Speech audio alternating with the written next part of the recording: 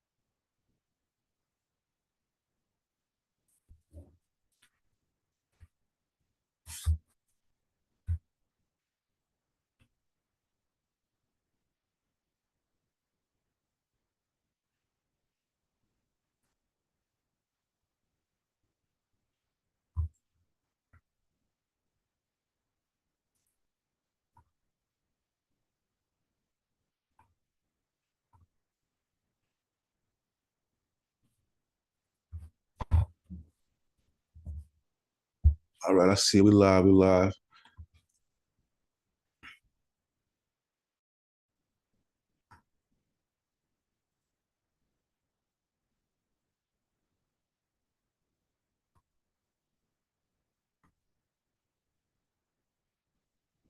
So, yeah, so.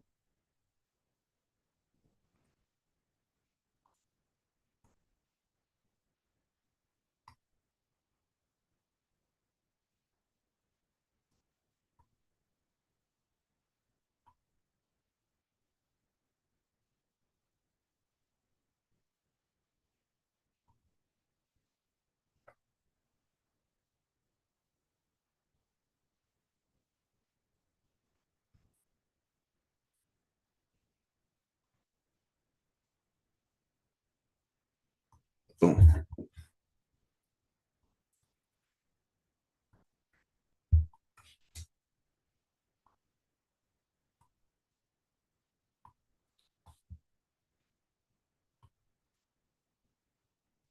All right, y'all. Who in the building, man? We live. We live. All right.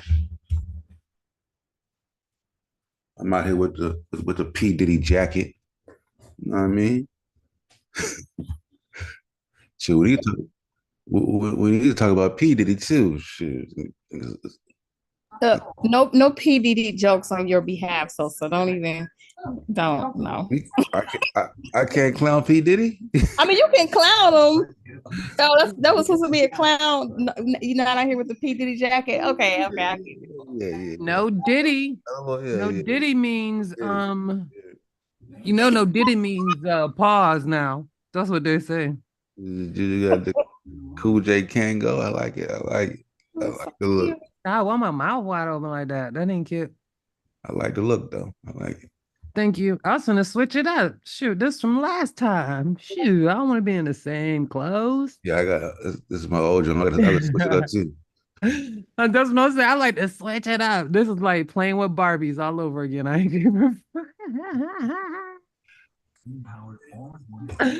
I'll be having fun with it. Let me see. Go Yeah, we ahead. can listen to people coming to build. I see Taj in here right now. PC Taj. Hey, Taj. Could change my Um, lip color. Wait a minute. Wait a minute. Yeah, we got a slot open. So I was like, yeah, somebody got to get in that slot now. Grass was good. It was good, man. Okay, let me go ahead and do the goth look. Just a few months ago, people was looking at Cassie like, what? Right. What's she doing? Listen, Really? don't do it. Don't do it. For real? Uh-huh. Don't do it. Uh-huh. What's Yeah. crazy is that y'all probably haven't seen. There's an old interview from a guy, right? It's a white dude. Mm-hmm. Years before Cassie said what she said, he just said so much other crazy shit they ignored it. He was like, "Yeah, I used to work for Puffy. Puffy used to have these set," and he talked about the shit Cassie talked about like 4 or 5 years prior to. But it was like he said some other stuff, but he was a conspiracy theories also on top of that. It just got ignored. I got to find that video. I'm gonna put it in Discord. You know what I'm saying? Check it out. It's crazy because he's talking about the exact same things like years, like probably 5, 6 years ago, or maybe longer. It's a while. He just so happened to got caught up on like a high speed police chase. But he's like, yeah, I used to work for Puffy. I used to go get the guys. You know what I'm saying? Get them guys and stuff like that. And it just sounded so crazy back then. Nobody took any think it was valid at all. Right. There was always these rumors surrounding him. Yeah. Even from the back when he was with J-Lo and that whole thing with Shine. I remember the rumors then that people said Oh my Shine God. took the rap for Diddy. I remember that. Facts. But I didn't know that she was the one who actually went in the club with his gun though. That's what people are saying. And that dude is saying, Diddy shot dude in the stomach in that studio. Diddy was going crazy, but like, if it's true, if everything is true. I just know one thing is crazy about it. That thing is like 50 Cent never liked Diddy. I'm talking about he never liked him. He was on him the whole time. And Diddy never said nothing back to 50. Like he just always just downplayed it. You know what I'm saying? Right. That's why I said I gotta give a shout out to 50 for staying away from that mess. Because Diddy, 50 running his mouth. Yeah. 50 boy. Jesus. Yeah. So I think they caught him and his son at the airport just recently, right? So this it was a Law and Order thing I was about to watch, right? So I paused it for a second. It was everything, all the evidence for the Diddy case. I went downstairs, made something to eat, got a drink, came back up. The video was unavailable. I was like, wow. Damn. That quick. I try to refresh it. The video was unavailable, bro. Like, we don't know what you talk about. I was like, shit. That's not a clothes they got. Brass say Shane, Diddy we just throw it in the trash. Come on, defend Diddy, Brass. You don't want that on your list. I'm gonna do the all white thing. Yeah, it's crazy. Actually, I've been through Diddy the trash, Brass. I'm a Tupac fan. I never liked it. Tupac fan. I never liked it. That's funny. Shout out Cedric, man. Alex Torres was good. Oh, we live. Brass ain't never want to be famous. Yeah, bro. I just want the money. Right. This being famous is overrated. I like my privacy. Sound like too much stress to me. It's way too much stress. Shoot, I'm gonna be out. Shoot, a one-hit wonder would do it for me. You feel me? Get in, get out. See, we live in a different world now. Everybody know everybody's business, even your local celebrity. So exactly, girl. Today you had to wait till Sunday night to hear the entertainment report type of thing, or go to the store and buy the magazines. If Diddy is guilty, though, entertainment tonight, but today, if Diddy is guilty, there's going to be a lot of high-profile people tied into the whole thing. You know what I mean? It's going to get real. It's going to get real messy, like Epstein messy. You know what I'm saying? Except a lot of them players ain't got the same type of money that the Epstein players had. So that's going. I think that'll make all the difference in the world. The Epstein money was like that Bin Laden money almost. Shoot. Took him on the island. His own private island. And his ignorant self.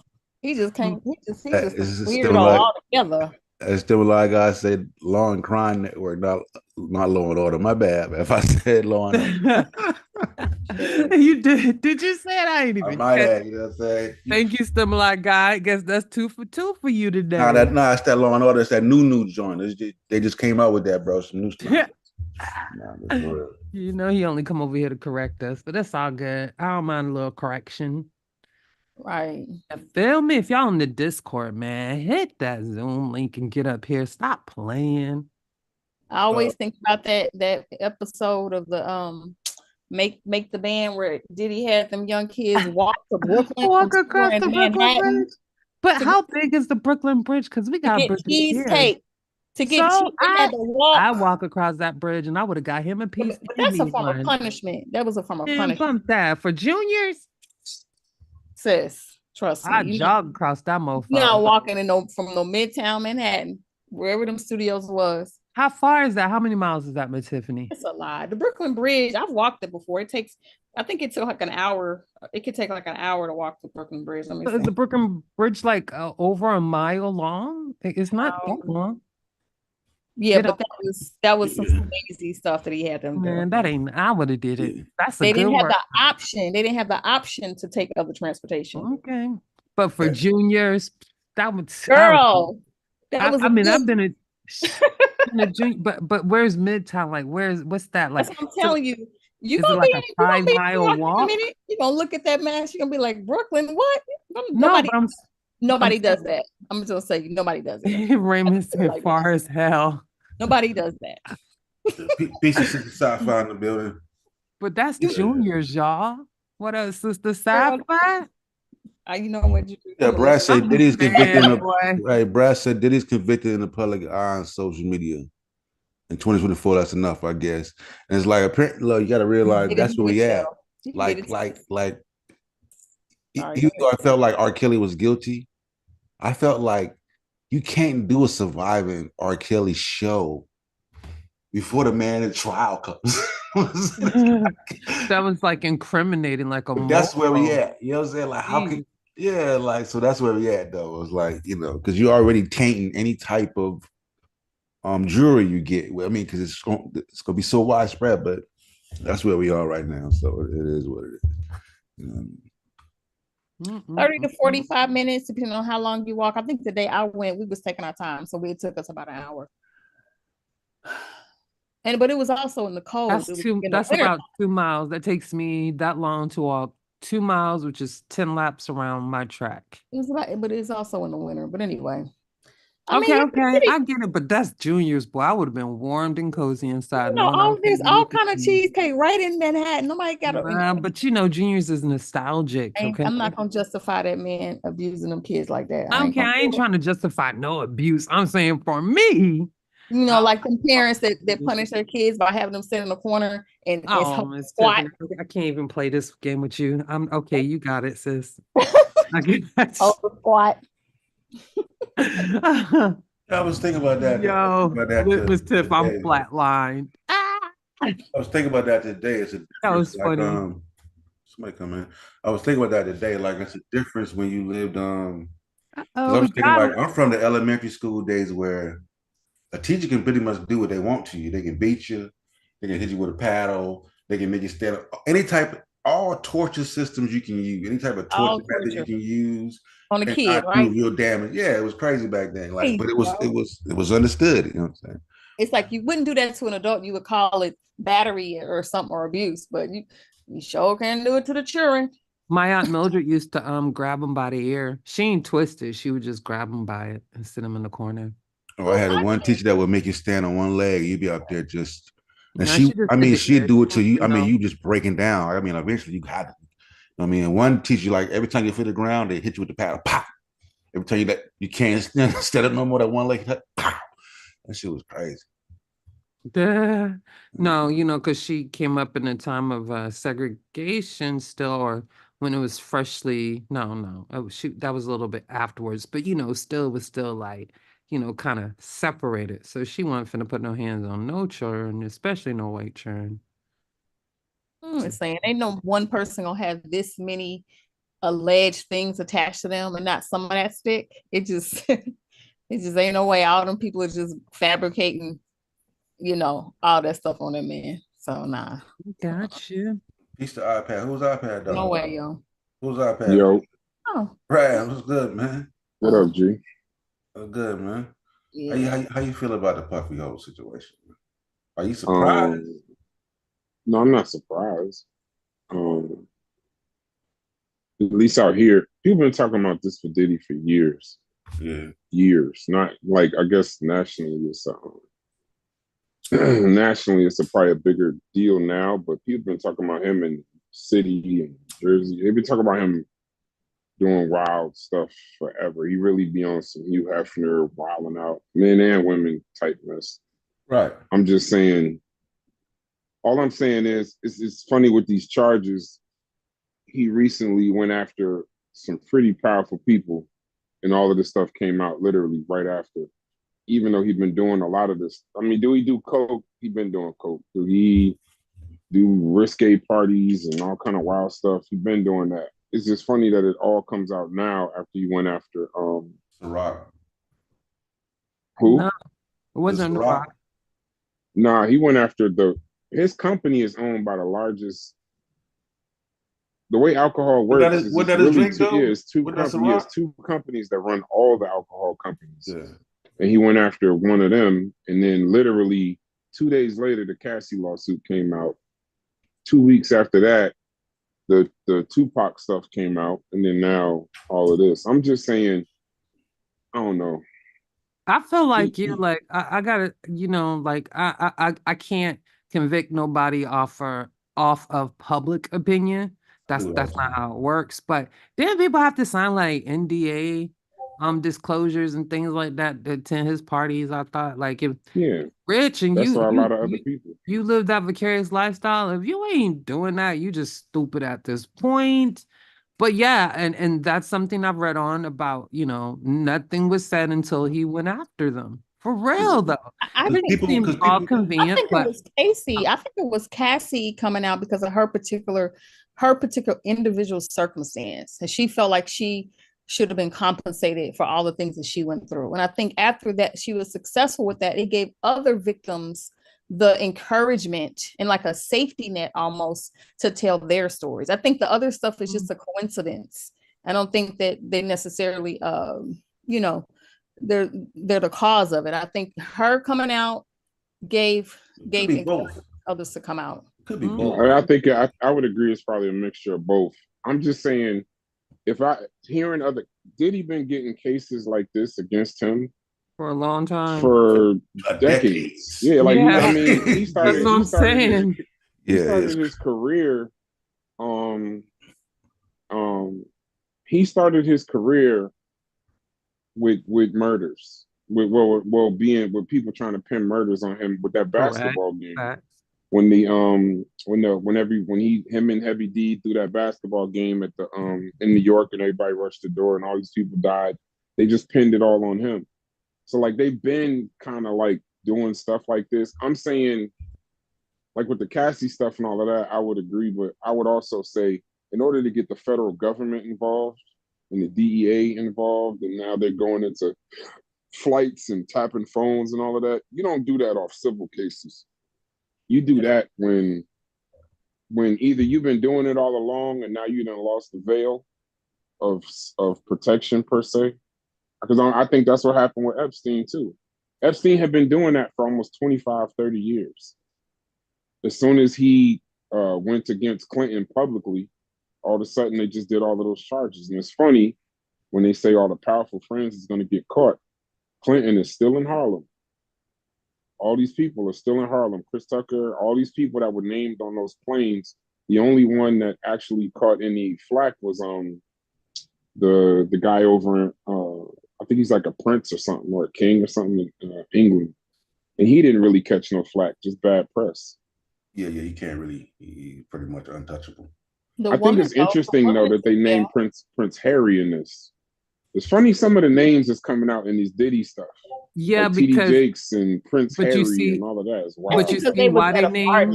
They didn't necessarily do nothing. They was just no. It wasn't that. I read it, and it was because him being affiliated with Prince Harry gave him like more notoriety. So yeah, they were saying he used it's a safety net. When I say name, I feel like that was a false sense of security. I'm just saying they're in the federal indictment. Yeah, it is in there though. I was like, that's like weird. Even Young Miami. Now, I will say one thing I know for a fact that he was doing, and he's been doing it since time, and you could tell this if you know anything about Diddy. Diddy's always, ever since Kim Porter passed, Diddy has done something that is illegal, technically, but I guess it's something that rich people do. Well, they pay for like girlfriends. Yeah.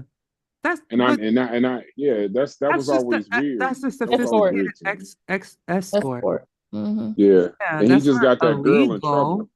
She took cocaine across state lines. Yeah, I think there's underage. She's going to jail. The girl, one of them city girls, the last one he paid for. They're saying she took cocaine to him. Yeah, they're saying Marisha. Yeah, they got he wanted some cocaine or something. Yeah, he wanted cocaine, and they said that because what they got was now this federal case. I'm pretty sure he's gonna get locked up now because there's a guy. He used to play It ain't basketball for JT. She Syracuse just locally. got out of prison. She ain't that. So you gotta look him up. The basketball player from Syracuse. He's had this kid next to him. This basketball player from Syracuse that's been Yeah, I saw that. That's the one basically that. the fall guy. Yeah. Yep. That if anything ever happened, he had the guns or he had the drugs, and he was always next to Diddy. And it was weird. Like, how did this guy qualify? But they just caught him and they locked him up. They let him out on bond, but they just locked him up. And then right after that, they have they're processing a warrant for Young Miami or Carisha, whatever her name is. Because he told them, not the city girls. Yeah, my city girls. Somebody definitely telling already. Yeah, it's already. It's already. Somebody. Apparently, there's young girls, there's underage girls, y'all, that there's accusation of sex trafficking. So while there are consenting adults going to parties and doing what they want to do, there are some people who weren't consenting and were forced and coerced. And it looks like there also may have been some underage girls, at least, and maybe young men as well, that were put in situations that they shouldn't have been put in. So I want to make sure we get that out there too. I think the only reason I say why Diddy probably crossed some people is because, to be quite honest, they all these industry parties. I don't know like how many industry parties people have been to. These private industry parties, like the party after the party. It just, like I said, I never want to be famous. The stories you hear, the things that's going on, you walk. I mean, you could. There are stars that have admitted, like, they walk past rooms. Luke just came out and said, "Yeah, I've been to Diddy parties, but I leave early."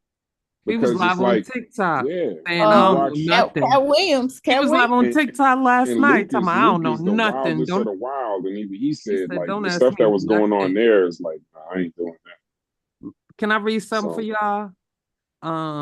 King SOSA said, "Y'all Diddy bop over to the like button." hit that. That's wild. That's wild. All of that. That's funny, bro. That's funny. He's talking about take that. Oh my God.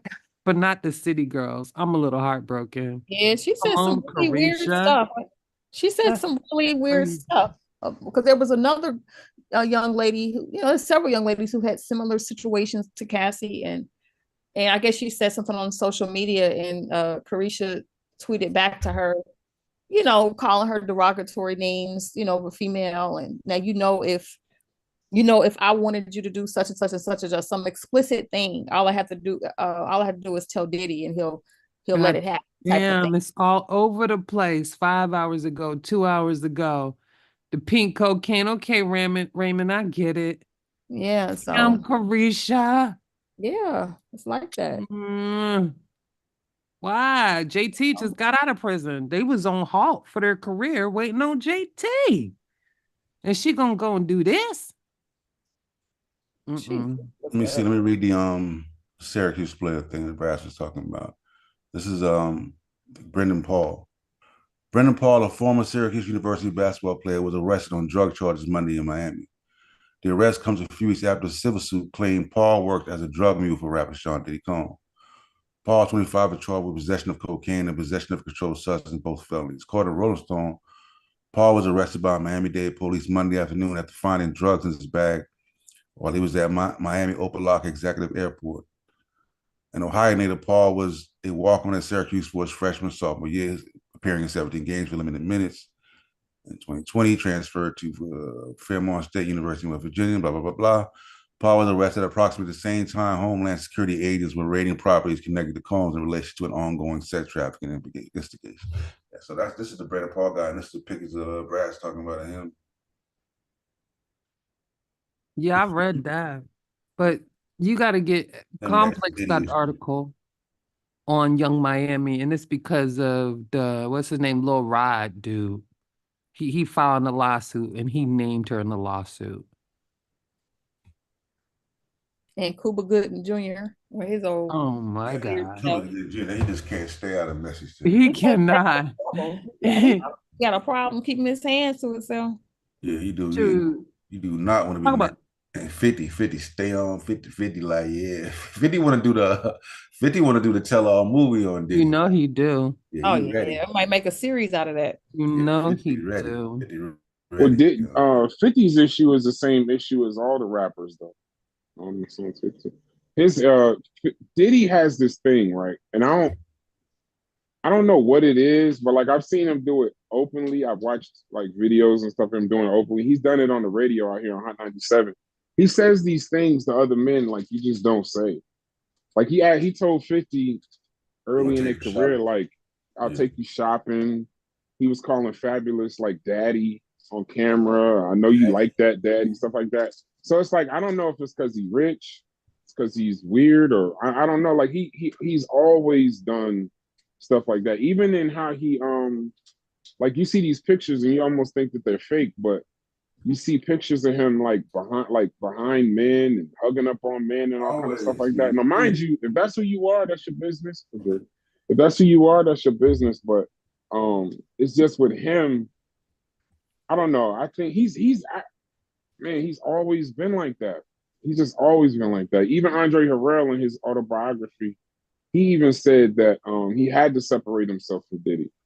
He had to because he said he was doing things, even leaving Howard University, that was wild. It's just always been, I don't know. It's just always been like that. There's a Off the video. Listen, there's chain. a video with Diddy and his mama in it, right? And they're on the way to the club. And he's in there with his mom. They're talking about, yeah, my mom still got it. You feel me? Like she can drop it to the floor. Like she could touch the floor with two hands and make it drop. I'm like, what? I'm like, Yeah, he's a wild that's boy. a weird relationship to have with your mama. Yeah, But that's his I don't dad want is a to. big time gangster though, and a pimp. Yeah. That's how Diddy kind of got um His ahead of the game. ways. Yeah, that's how. Not, I mean, yeah, maybe some of his ways. They say his mom is just put on the table. His mother said he's a lot like his father, but his father was a big time gangster in the city. So that's kind of where in New York, if you're trying to make it or you trying to like become whatever you're gonna become, having that cosign is always good. Like with Cam and them, with Rich Porter and all of them, the gangsters. It ain't always talent that's gonna get you through. And I wanted to speak on that cheesecake thing. I don't think that is hard. That's as horrible as y'all painting it. That's Because I'm just saying. well, one is TV, so two, it's like that was real good for TV because we still talking about it 20 something years later. But Facts. the other part about it is too, um, and this is how I always looked at it. If you ever wanted to be in media, understand what those guys was gonna get for just 10 weeks on a TV show. They was about to get a clothing deal, record deal, like a multi-album deal. Hey, that people don't normally get. So I know that he was trying to make them pay a price, and I know anybody from New York knows that's a long way. But I think for what they were getting, it's not like they had to go the hard route. I think it looks crazy now, but I think that was more like the point. Would you walk to? If I told you to go, I need you to do whatever you need me to do at the drop of a hat, and and it still didn't turn out well. So I don't know. I look at it a little different. If you ever do anything, if you understand them guys at all, the deal that they were getting is not normal. So they should have had to jump through extreme hoops to get it. I get it, but let's talk about it. Danity Kane. Did they get any deal stuff? Yeah, they got a Yeah, they did. Yeah, Yeah, that particular Danity making the Kane, band. Wait a minute, but wait, we're That talking wasn't about. Danity Kane though. But we're talking. I was trying to make a different point, but we're talking about making a band, and even if they didn't make the band or whatever, they still were known and got gigs though. So I mean, that still increased their pocket. But I wanted to say Danity Kane. Even I mean, I was in love with Danity Kane for sure, but Aubrey O'Day, she's been one of the biggest people on his head. Like Exactly. she's been dropping. Yo, so I'm thinking, did they have a relationship? Because it seems like a little bit too intimate how she going about it. Like she low-key acting like she was a victim. Or she she I said, hate to was say one. this, knowing She was Diddy one. probably. Knowing She Diddy had yeah, a probably. lot of female victims. Yeah. Knowing Diddy, I would oh say man, because yeah, she I would talking. probably say so. She definitely talking. So I wonder what she had to do to make the band. You know what I'm saying? A So lot. It's like a fine line. I mean, At some point, she it ain't actually worth had it. talent though, but I he always know, was but on if her you don't head. acquiesce to what he want, it could just ruin your whole career or future of a career. Right. He signed Cassie to a 10-album deal. The albums that never came out. Yeah, it's crazy. Who? That's basically slavery. Who is Yeah, that?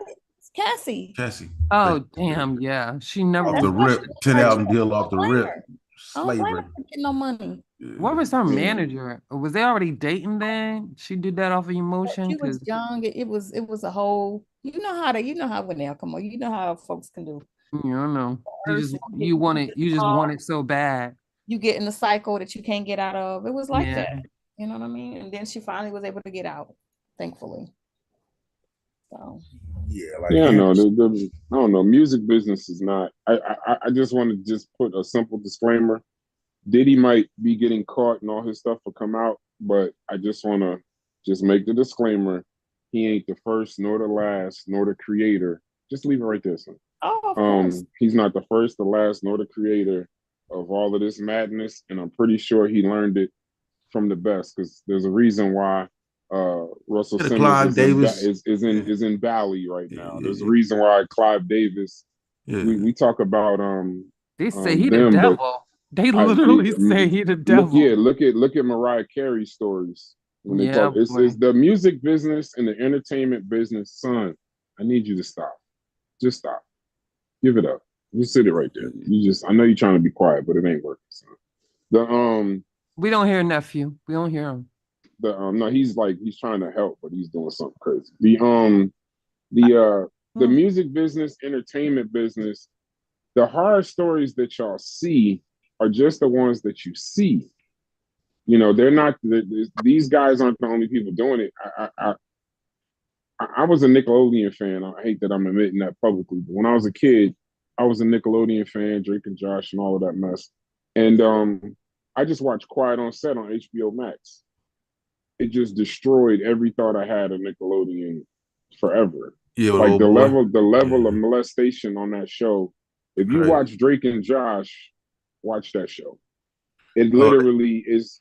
He was being. There were multiple pedophiles on set, but they allowed this stuff to happen. Yeah, they showed the scene with Diddy in it, and there was a dude passed out on a couch. A young boy. Yeah, a boy. Yeah, they put all the things on him. You know what I mean? Whipped cream or something covered his body. And they went to Diddy, was like, well, what did Diddy do? So we can ask Diddy. Diddy's right here. And then Diddy was like, yeah, you tried this? He was like, okay, take this helicopter. Right, put his helicopter in his pants. So they went to the boy and they put a helicopter in his pants by his private parts. And then he went to Diddy's like, that didn't work. And they gave him remote controls to try this. It's like, why would you have that on a kid's show? It's crazy. Right. That's wild. But why would you agree to do that? Okay, now I'm now I'm gonna say, even like Quiet on Set, bro. And then on top of that, even like Quiet on Set, these people. That's why I said I never want to be famous. Fame is. They say cocaine's a hell of a drug. Fame is a hell of a drug too. Look at like them parents on that Surviving R. Kelly. They knew what R. Kelly was doing when they was leaving their kids with him. They knew. Some of them knew, and they still, just because they wanted their kids to be famous, their kids to pay the bills and this, that, and the other, they just let it happen. Fame.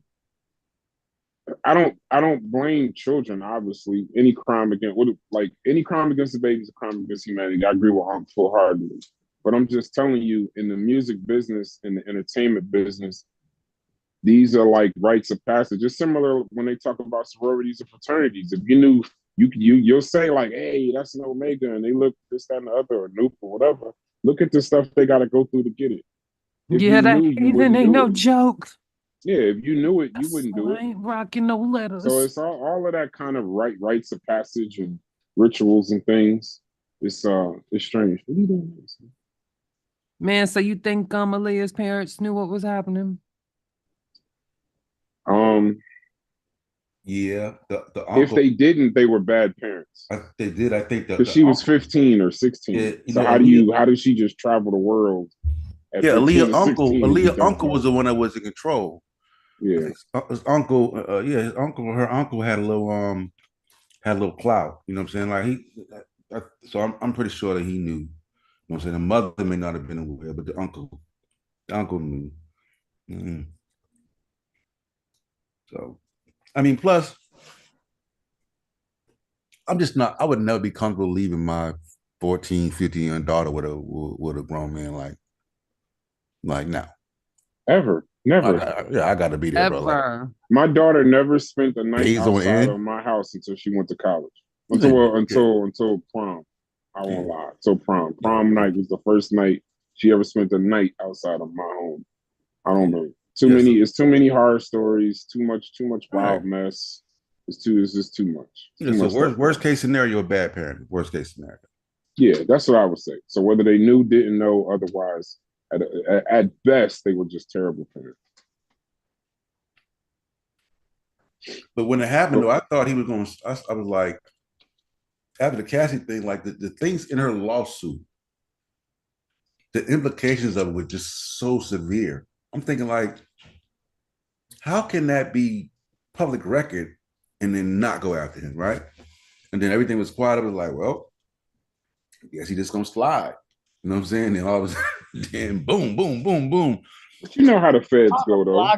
When they were talking to Cassie, they were building a case. And the reason why I know at this point he's going to jail, I don't think he's going to jail for the things that we think of or that we see on TMZ or we hear on social media.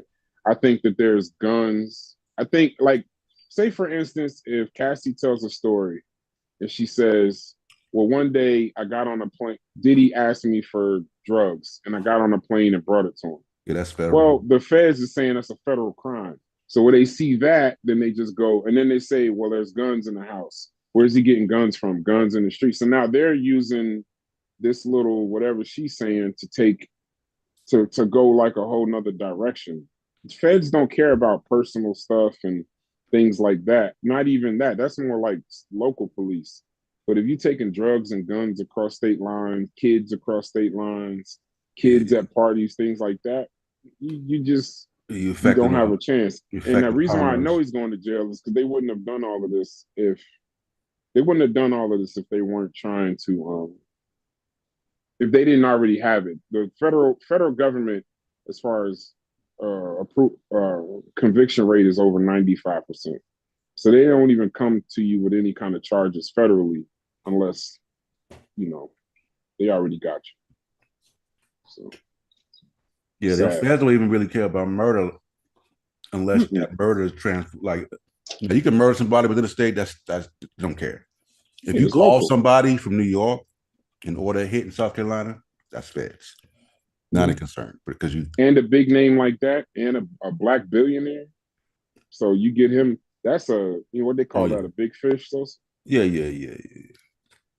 That's a good catch right there. That's what the feds like. Look how long R. Kelly was getting away with that. R. Kelly was getting away with that for decades. Yeah, the same thing with R. Kelly. They got what they hit you with, transporting minors across state lines. Yeah, transporting a minor across state lines. Same thing with Malachi York. Oh, I'm not familiar with this. Yeah, that's what they got him for. Yeah, it's one of the things. You know what I mean? But that's an automatic gotcha. Yeah. Like you ain't gonna beat that. You can't. There's records. There's cameras. There's video. There's So what is that?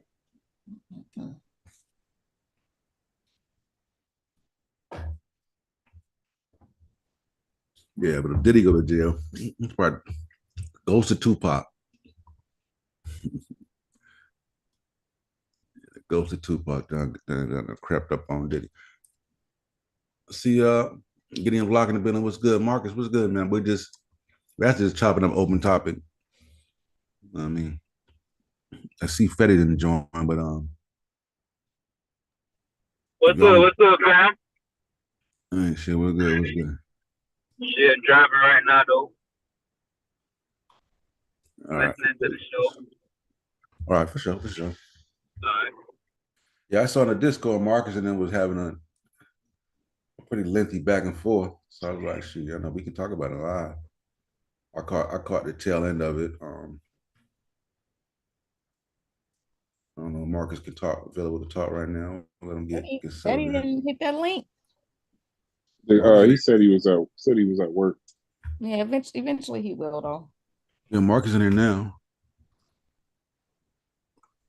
You know what I'm saying? Peace to the American dream. Never. The American nightmare. Some people call you the American nightmare, man.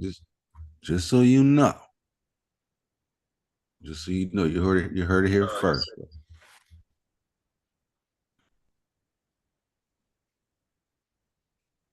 But yeah, man, but you been paying attention to what the Discord a little bit, Brad?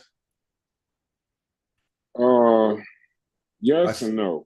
Yeah, y'all didn't have the other conversation, right? I saw I said Aunt went live for a little bit.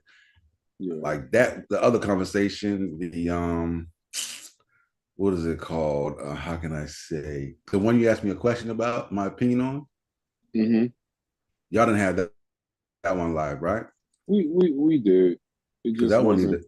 Oh, We that agreed one.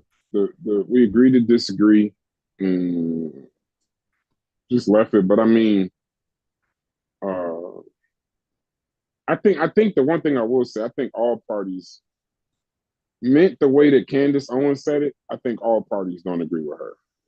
Everybody. I don't think anybody is like death to Africans, death to slaves. As That's what long she as said. I don't think. No, I mean her thing was, and she was specific. She said, you know, the British invading Africa, um, and advancing colonialism through the transatlantic slave trade. Looking back at it now, it was a net positive. And I think where the conversation got probably misconstrued in the Discord is I don't think anybody agrees with the heart of that statement. Probably just the maybe the essence of it. Kind of figuring if I mean I could be wrong, but what I kind of took from it was anybody who kind of was on the other side of the conversation kind of just feels like if you can't, all things being considered, with those two things happening, I guess things could be a lot worse. That's about as positive as I can go with it. Saying that there was a black president, things like that, I guess. I just don't agree, but I don't think anybody's kind of saying what Candace Owens is saying. I think Candace Owens is more saying that we needed the British to do colonialism and do the transatlantic slave trade in order for us to ever have had a chance to get to where we are. So overall, it's a net positive. Well, I mean, and I damn sure don't agree with that. It's just that falls in line with the determinism, right? Right. I mean, you can't undo the past. So therefore, whatever, you know what I'm saying? So Zoo, if you lived in Africa, join the show or just be gangster in the chat. If you haven't lived in Africa, how would you know? And none of us lived in Africa before colonialism. So we're not talking about Africa today. We're talking about, she said during that time when the British invaded Africa to advance colonialism and the slave trade, that we kind of needed in order for us to evolve or not be savages, as she goes on to talk about. whoa. Yeah. She kind of believes that we needed the Brits to be anything, essentially. Yeah, let's follow that. I don't So we needed Europeans to civilize us. Oh God. Find a clip of that. yeah. And plus, like, I don't, and people need to also like, why do y'all even consider think like people like Candace Owens is Credible. studied in history like that? Exactly.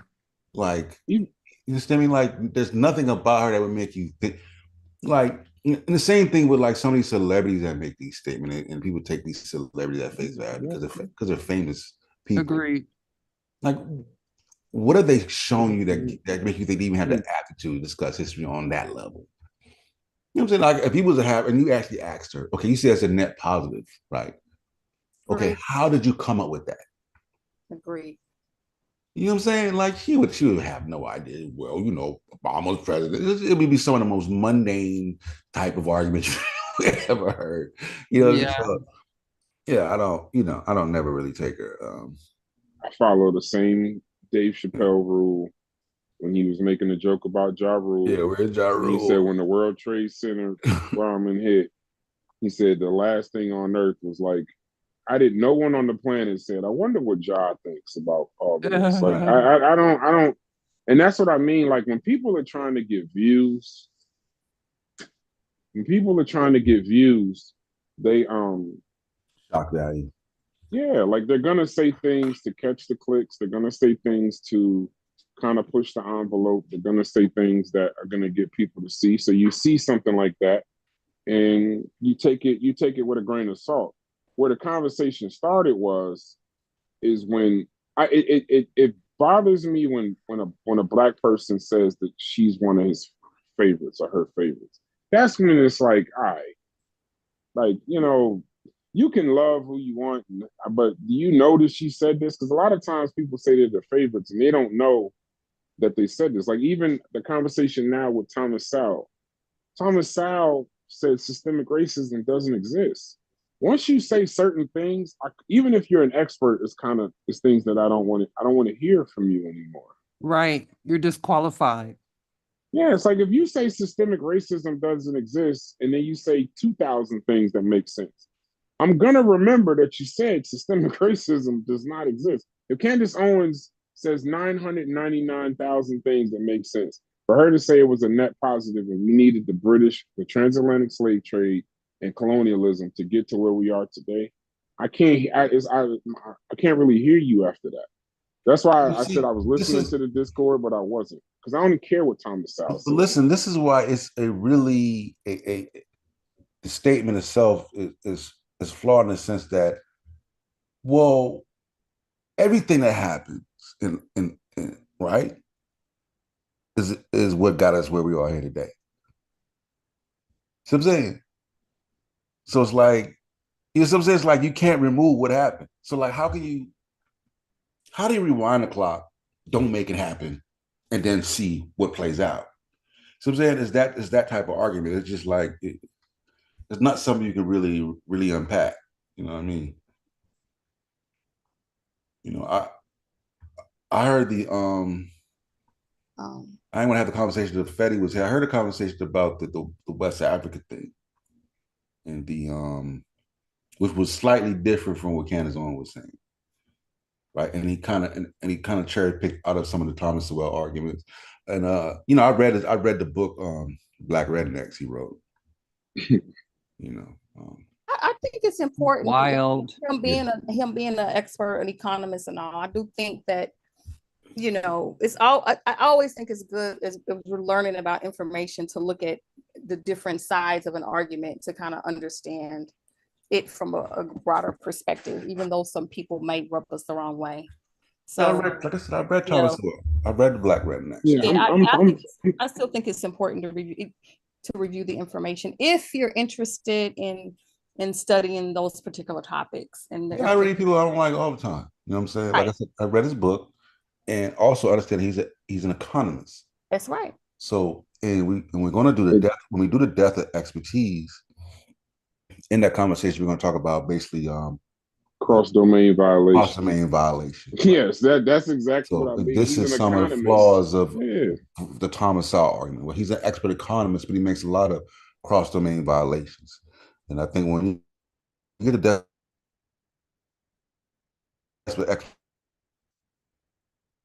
like when you look, I don't know, you was going in and out. Go ahead, bro. This is another absurd statement. Huh? Let me get my next one real quick. Hold on. There's another statement he made. He said that the reason Black people are so vivid, so vibrant when we have our church and stuff like that is because Black people were raised in the South and they got it from basically all the things that we know and even our language, even the way that we speak, is because of rednecks. It's basically with some of the bad behavior that we have. He's basically attributing that to us being influenced by rednecks. So he said our dancing, the way we celebrate in church and how we get lively, that comes from rednecks. That's redneck culture that we adapted, right? Which is a crazy argument itself because wrong. Lively spiritual experiences has been since that's early man. That's something that we've always done. It's the church itself made people conform to a more sit down style of giving reverence to a creator. But that's always been, you know what I mean? But it's just things like that. You can see the flaws in Armis. Now I don't disagree wholeheartedly with some of the things he make in his book, Me because neither. there's some things in this book that are credible, and some things that I didn't think of before. I'm like, you know what? That's a good point. But there's other things where you got to go, okay, bro, this got to get thrown out. This is ridiculous. You know what I mean? So, But like for example, and this is why I say, like, I kind of agree. You do have to pay attention to um some of the things he says, because some of the stuff is good. But here's the thing. He goes on about 900 different topics, oh my but he God. does everything through an economist lens. So like he'll say blacks need charter schools and private schools, when in actuality, so what you're about, you can't throw away the public. He doesn't have that. People that are economists, they think with a more of a hammer kind of mentality. They just, everything is one way. You know, get rid of welfare. Let people pick themselves up by the bootstraps. When that's not reality. Only kids go charter schools are the best, and this, that, and the other. I'm paraphrasing. But in actuality, then what are you going to do with the public schools? So it's like when you're an economist, the things he say, they fall so far. And it's not just that I disagree. I read the things that I read, these are experts that disagree with them. That's why I kind of saw something in the Discord today where you're talking about name an expert that doesn't agree with Sowell. You'll have a better time finding an expert that does agree with Sowell, because economists that are humans don't say the things that he says. It's that pull yourself up by your bootstraps as though everything is fair and we're all on the same starting field, the even plane. That's just not reality. You can't get rid of welfare.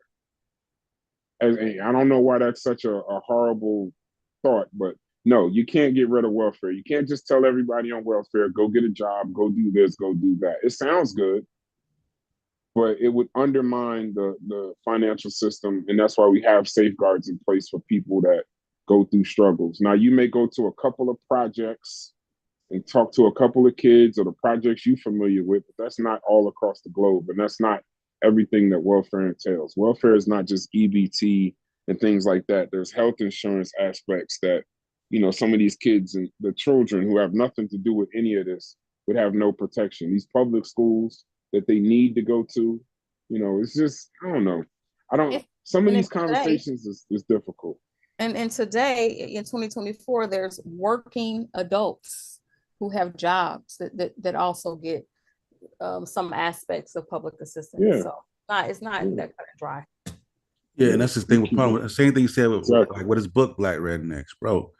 He is touching on like 100 different topics, and it's like, bro, like almost like it's like he's touching so many things he can't even fully flush it out, and it's like he was basing it really on like these particular schools. Like he wasn't, you know what I mean? Like it wasn't fully flushed out. Like he like there's a linguistic component to West African speech, right? And then there's a linguistic work done behind it to why we don't, you know, there's no TH consonant sound in West African language, right?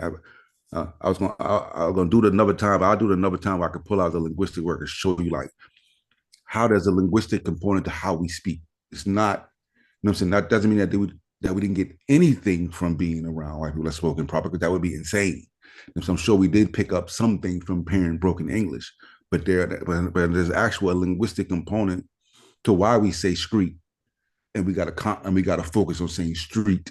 You know what I'm saying? Like it's the same thing if you get when you teach when an Asian person, a Chinese person learns the English language.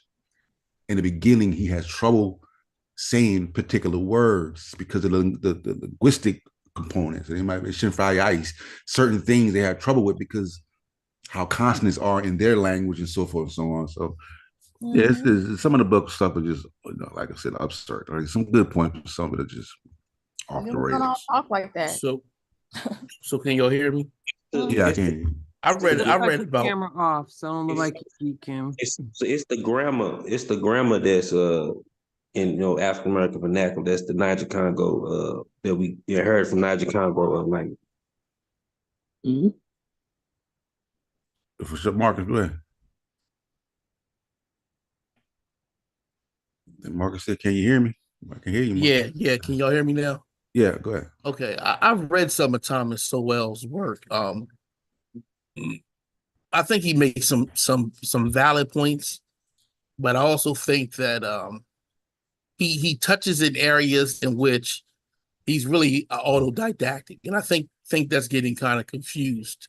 Even when we had this conversation, he is educated. You know, he has you look at his history, he has taught subjects and things like that, but he went to school for economics, so he's economics, economy, right? And he touches on things like slavery, Jim Crow, linguistics, and some of his work is, I read his work and then I read his critiques, and I tend to agree with the critiques on certain points. His ideology on racism, systemic racism, and the effects of slavery and Jim Crow, I'm all the way against that. To imply that those things are insignificant in how Black people behave is disturbing to me. And another point that is disturbing to me is that he tends to only use inner cities. And I find that very, very disturbing. I find it very, very disturbing because we don't all live in cities. And we all aren't on public assistance. And to assume that these things adversely affect just Black people or mostly Black people, and other people who are on public assistance aren't affected in the same ways, I think is also ludicrous. So I think he makes valid points on how certain Black communities look towards education. But I mean, I'm in a pseudo killer, so everybody knows I promote education. He had some other areas in which there was some critiques in that that I don't agree with. And so, I think what happens is, because this is a polarizing issue, people make assumptions, right? And so in the Discord, there was a lot of assumptions being made with no backing to it. I don't think anyone would, who's been in the Discord, would think that I would be either Democrat or Republican. I think everybody knows what my political stance is. And so I found that funny. So I mean, we could talk about it. I think that there are multifaceted. This issue is multifaceted, right? And that there's some sociology and psychology involved that I think we could touch on and tuck on. I posted a story about from Maya Angelou's, who's incomparable in her writing. I mean, her observations are she's on point in so many parts. Prolific. In her book, A Song Flung to Heaven, about what Watts was like before the Watts riot. And my point of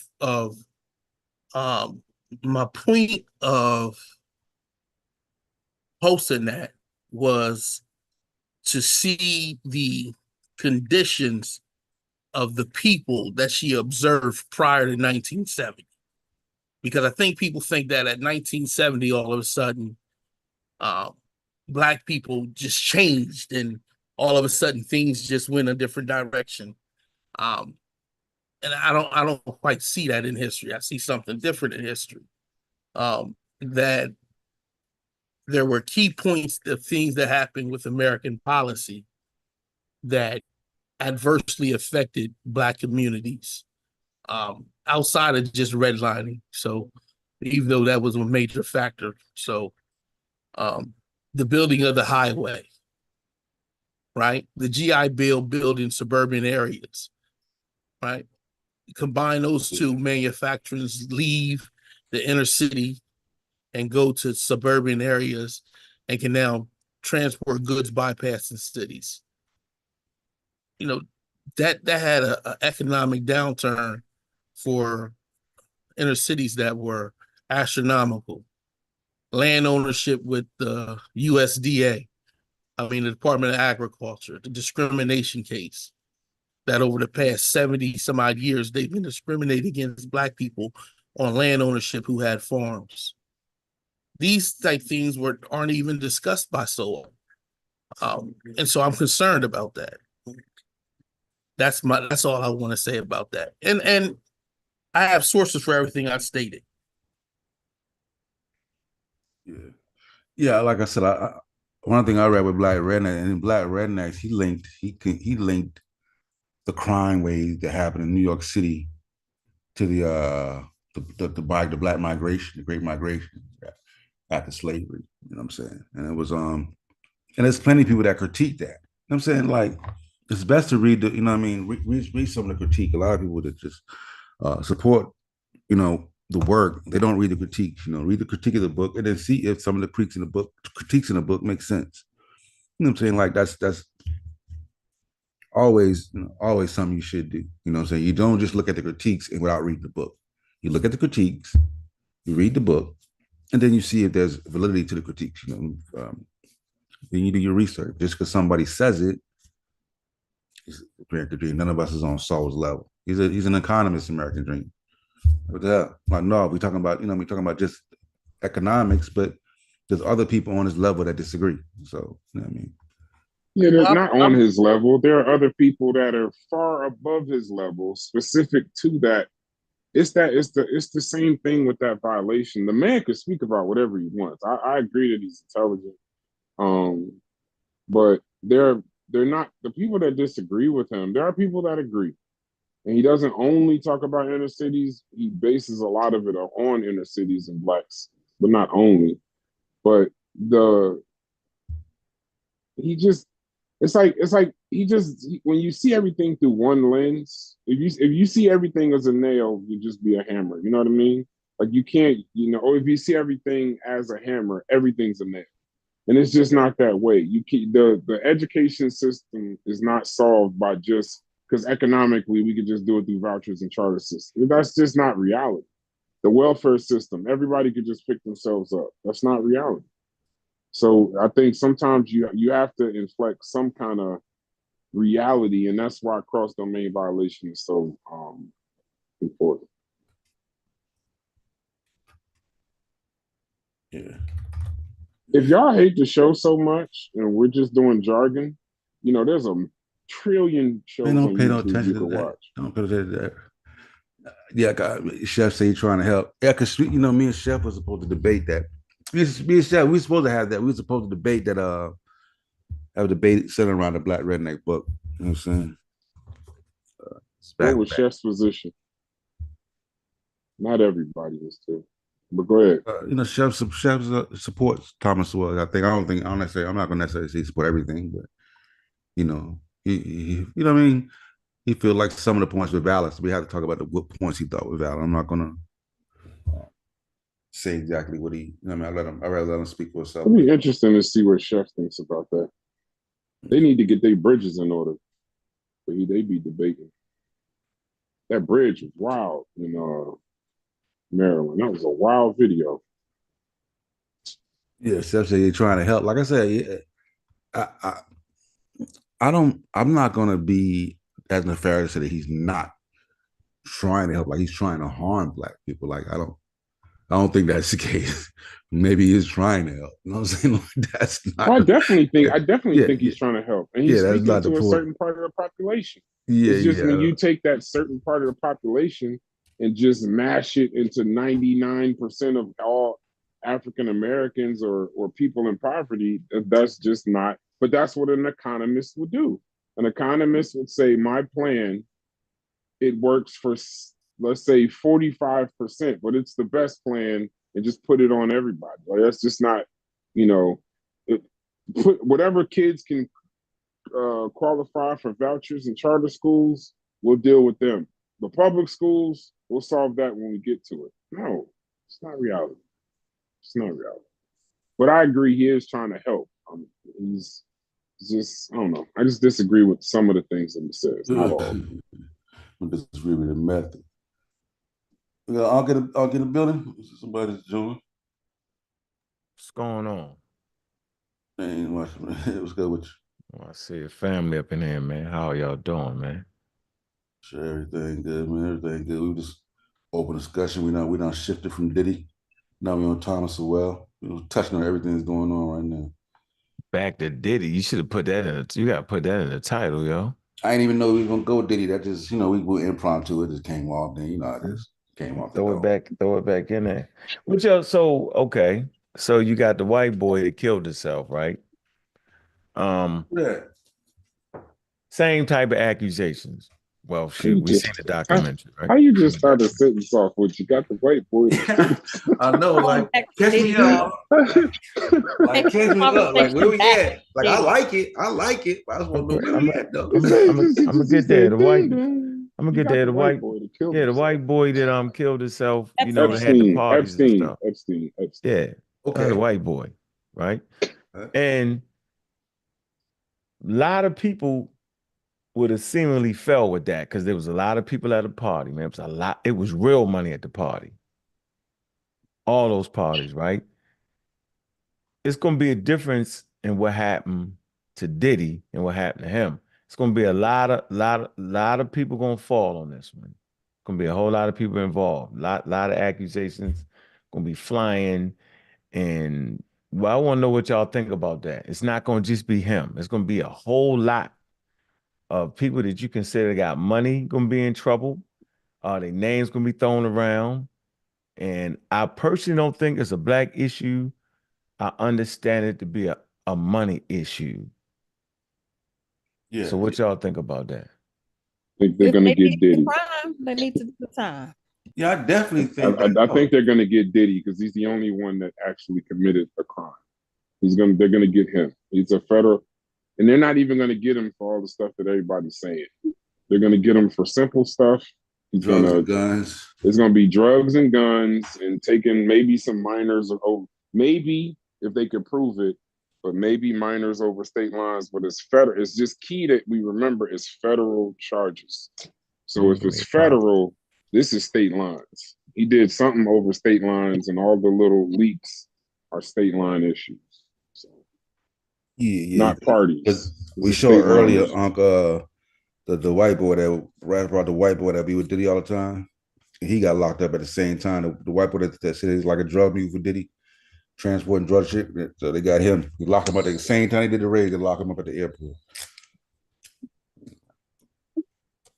And they got the city girl. They got her for taking cocaine to Virginia. And I think, like I said, they don't have her. She's not under arrest.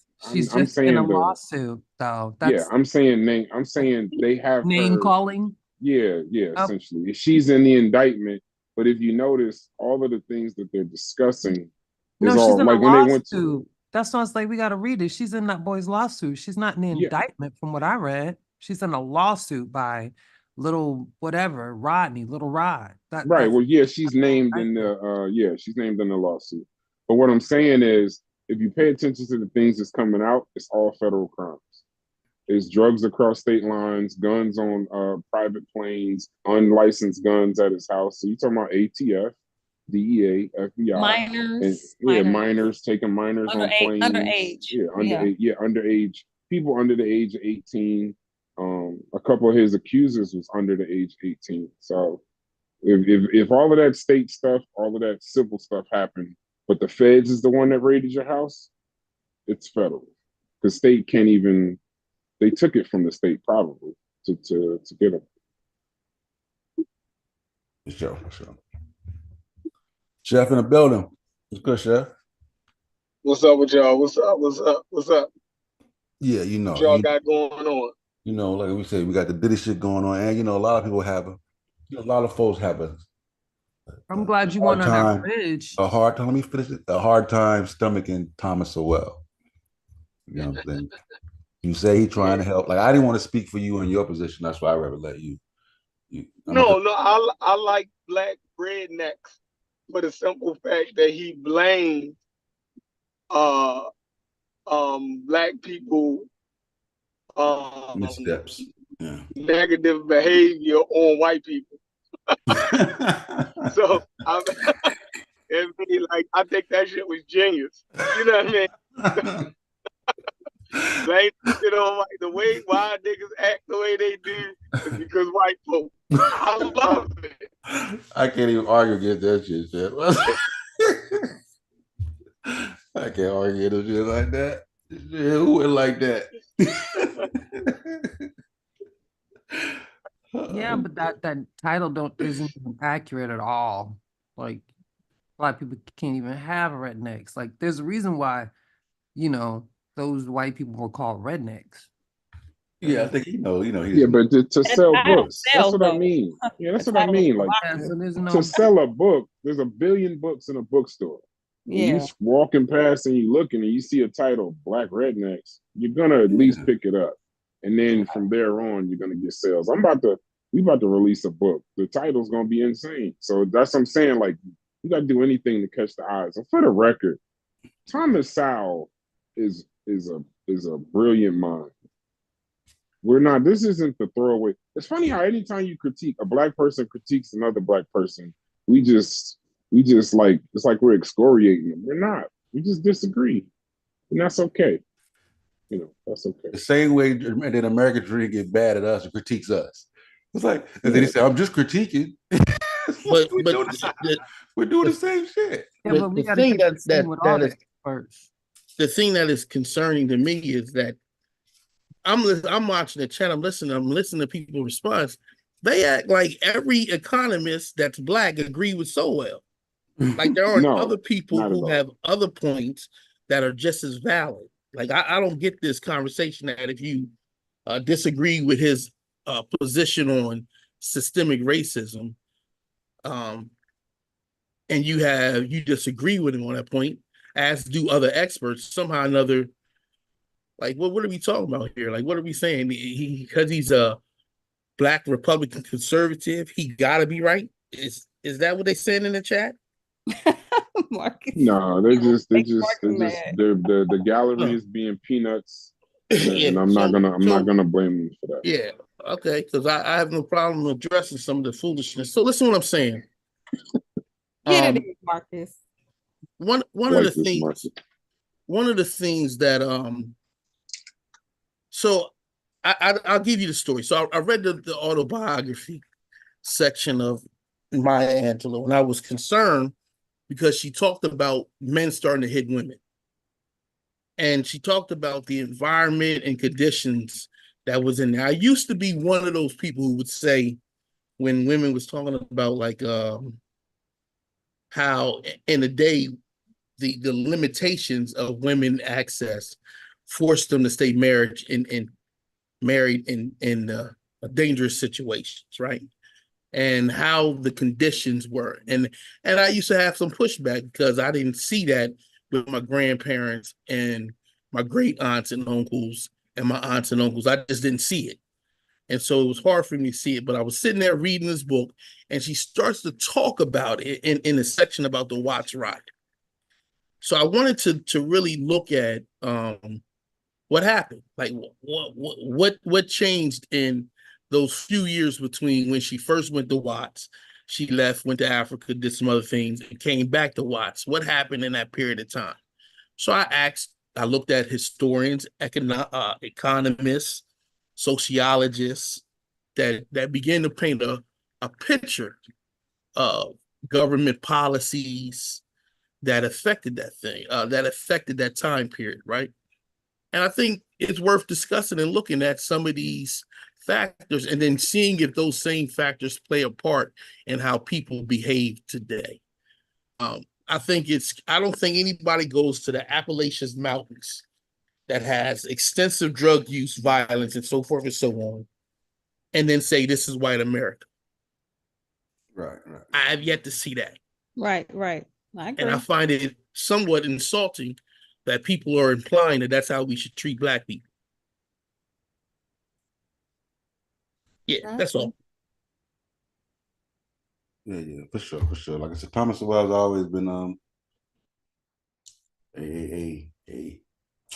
you know how to put it into words. Um, like I said, he either digest good with your meal or you're gonna throw him out, one of the two. You know what I mean? It's like it's no there's no in between with Thomas Sowell. See, it seems like normally it's like you either hate him or you know what I mean, hate him. Hey Marcus, what was that point again? Marcus, say that point again, yo. Yeah. About you what? never see what? You say you never see people go to the wildest group of white people and judge them. I just want to translate that for you. On that point, okay. Yeah, make that the whole. That's a serious point right there.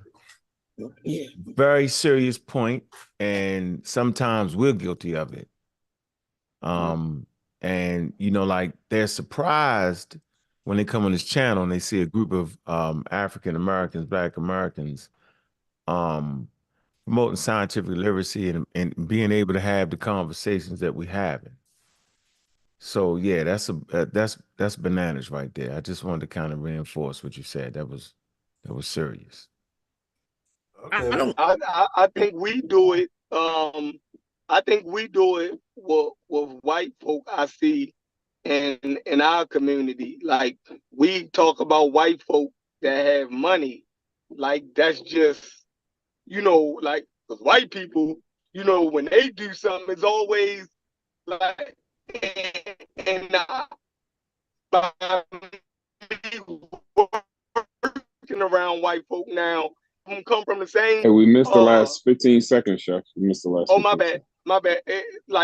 By me working around white folk now and talking to them, a lot of them come from the same economic situations that we come from. You know what I mean? When they start talking about their parents and what their parents did for a living and the things that they got growing up, you start to realize, like, damn, some white people I had it better than. You dig what I'm saying? Like, it wasn't all that bad the way that but we always put them on a pedestal. Like, and I think working around them and talking to them, they'll let you know that, I ain't have a silver spoon in my mouth like y'all will believe we did, but we project that all white people had such a good life compared to ours. So I agree. We do that it happens on both ends. They project that we the worst of us and we always project the best of them. You know what I mean? In any city you go to, I guarantee you got a section of poor white people. You dig what I'm saying? Like here in Baltimore, Uncle tell you we got Pig Town. You dig what I'm saying? You go down Pig Town, you can't, talk about them white people in Pig Town like, or if you go out Dundalk or Essex, they poor white people. You know what I mean? Who live in poverty-stricken, you dig what I'm saying? Situations. But that's a good point, Marcus. Out here, No, we don't really I wouldn't Go apply ahead. it. I personally wouldn't apply it that way. Not at all. Because white people clean up real well and you don't even understand. Once they clean up, you wouldn't know what background they had. Whereas though no matter how well we clean up, it's the same old bullshit. I have to recognize that. So we're not actually wrong when we critique and say that they have a better shot at it because they actually do have a better shot at it. They're far, far ahead of us. There's things that they have been privy to for 400 years, and all these things add up. We must not forget that. A simple thing of having books, not to say all white people have books on coffee tables. That's not the statement I'm making. But you can generally say that they understand that value there. And there's always going to be some damn morons on both sides of the thing who wouldn't give a damn about a book, none of that. But the point is the way it is promoted, right? The level of intelligence, the way it's promoted. Whereas though there's different things promoted in our community that go all over, right? That they transcend people with money, people poor. I know, for instance, you will have middle-class kids acting like thugs, right? You'll have middle-class kids wanting to go in the poorest of neighborhoods. How do I know I was one of them? Wow. You'll have some white people that are backsliding the nonsense, right? But I'm saying, generally speaking, man, the music and all these things kind of contribute to a certain attitude, like I'm from the bottom, now I'm here. You know, it's the craziest mentality ever, yo. So that mentality right there that we carry on, white people don't carry that mentality as much. I want to say that. Just wanted to make that. When you go to college, unless you go to like a predominantly black or HBCU, but if you go to like just a regular college, you know, it's not regular state college. It's regular state college, right? I went to Ohio State. When you go to Ohio State, you realize you both are kind of white people. There are some white people that never been around black people till they get to college. There's some black people that they've been around white people, they've seen them, but not in the same dorm room, at the same events, things like that. And then you start seeing things, and it's funny with the mesh of, you start seeing like, man, they got some issues too. And then they start looking at you like, wow, you're not as bad as what I thought. Like I've had people say that so many times in school. And like my mom, I mean, I'm not gonna lie, I'm somewhat racist towards white people. And I don't think that's a strong statement. Like I learned it from my father and my mother. My mother she would religiously go past, she would give money to black homeless people, especially black female homeless people. But like, she would help black homeless people, but like ignore them. And I remember one time when she got older, she would tell me, I asked her one day when I got older, and she said, however they messed up all of that white privilege, that's their problem. Now I don't know how she you know, how she would rationalize that. You know, she was born in the, you know, 50s, 60s, 70s, so it's probably a little different. But in the same token, she went on to say, like, if this is how their story ended, in most cases it didn't have to. So I don't know if that kind of goes against your point or goes with your point. I don't give money to white homeless people. I don't know if that's a strong statement, but I feel I follow my parents' lead on that. Listen, on that point, right? When I came to Atlanta, I had never really seen white people, like, because, you know, in Charleston, it's a different. I was in Charleston is a tourist place, so, and a lot of old money in Charleston. A lot of people in Charleston are predominantly, you know, well-off white people. So I never experienced that till I came to Atlanta. I actually saw a white man on a corner bag, and I'm like, and for a minute I couldn't even do it because I'm like, don't make no sense. Till eventually, you know, you know what I mean. So I got to the point where, you know, I'm like, you know, people is people. However you got this, however you got that. You feel? I'm just gonna do what I'm gonna do, regardless. You know what I'm saying? But it is a shock value to that shit. I gotta admit. I feel is it more poor white people than black people? Well, numbers more than it could be because there's so much more white people. Yeah, but it's disproportionate. It's more of us. It's disproportionate. You know, everything affects us more. Right, based off the numbers. But in terms of per ratio, I don't know. Like, you know what I mean? No, it's more white people than black. So you can never, that's not. Yeah, but I'm saying in terms of are you talking about a ratio? The ratio? Yeah, the ratio. Wise. It's just more white people on welfare, but it's just more people, more white people. Period. Right. So how does it work out per capita? Like, how do we? Yeah, let me look. I'm gonna look that up and get back to you real quick. I'm gonna look that up. Brass, you said you were somewhat racist. Who is that talking? Yeah, how you doing, American Dream? Good print. American Dream. You said you were, peace everybody on the panel. I thought that was Sunshine. Let's go, Dream. There we go. There you go. You don't gotta let me go. No, we just speaking to you, Dream. Say again? We was just speaking to you, yo. Is that right? Everybody was saying hello, bro. Then why not just shoot him early and get him out of here? That's probably get him out of here. Yeah. You said he was you said you were somewhat racist. And I think you were saying somewhat racist to kind of distinguish it from just being racist. And you said you were just kind of following the lead of your parents. You are aware that people that we consider to be racist, for the most part, are also just following the lead of their parents. Okay. Right. And can you tell me how you distinguish? Because most of, like, if someone we consider, if a white person were to do what you did that you consider being is somewhat racist, by like, if white people were to not give money to black homeless people, we would just say they're racist. We wouldn't say they're somewhat racist. No, so, when I say no. okay, wait, okay, I get what you're saying. When I say how do you distinguish? What's the difference between being somewhat racist and just racist?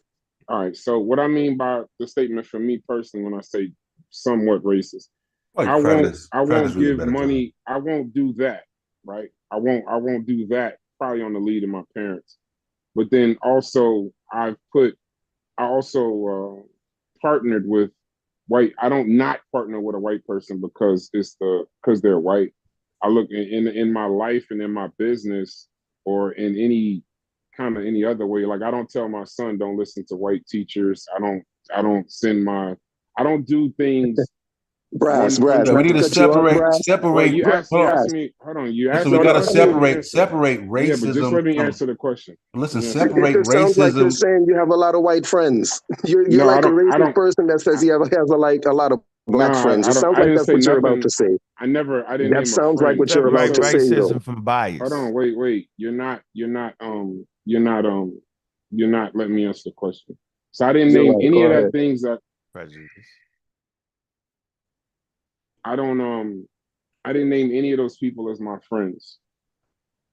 So and also I'm also a person that doesn't think black people have the ability really to enforce racism, or I am one of the people that believes that blacks technically, if you look at racism, can't necessarily be it. So when I say race, I use the words discriminate, bias, prejudice. That's it. But I don't like racism from prejudice. I can't tell white people where to live. I can't tell them what schools they go to. I can't tell them that's racism. What I'm talking about is white people tell you where to go to school and where to live. You know the thing with you, Dream. Every discourse with you has to be contentious, and I don't really feel. I'm saying everybody else has been cutting in with you though. How is it that I can't cut in for a second? Like everybody else cuts in and asks you questions. No like, one am else I the only one that can't just be like, can I ask you? Am I the only one that got to wait 20 minutes for you to finish talking? Yeah, see, right there. Yeah, you probably should talk to somebody else. I'm not your Huckleberry. I'm sure that's what you was gonna say. That's the easy. Don't take the easy way out, Brass. You're taking the easy way out. Take the easy way out. You're taking the easy way out, bro. You're disappointing me right now. Yeah, man. To disappoint American Dream. And you're supposed to be a Republican too. Like I got some bone to pick. Like you're a strange Republican, bro. I think you're a Republican in name only. You're one of them strange ones because you say things that I'm like, what type of Republican? Well, you may be a Republican, but you certainly ain't conservative. I'll say that to you, bro. Okay. Oh, that man coming for your Republican bag, like damn. But he can't really. I just don't feel like arguing. Everything, I just don't feel like I'm not arguing with you, bro. I'm just asking you a question. Like you're saying like a million things, and every one of them is problematic, and I got to stop you and say, well, are you hearing yourself, Brass? Yep, you got to. I got to cut you off and say, bro, you have to cut me off. Well, American Dream, he reached the point. Everybody's doing that, bro. This is not a debate where you get 5 minutes, I get 5 minutes. We're just talking.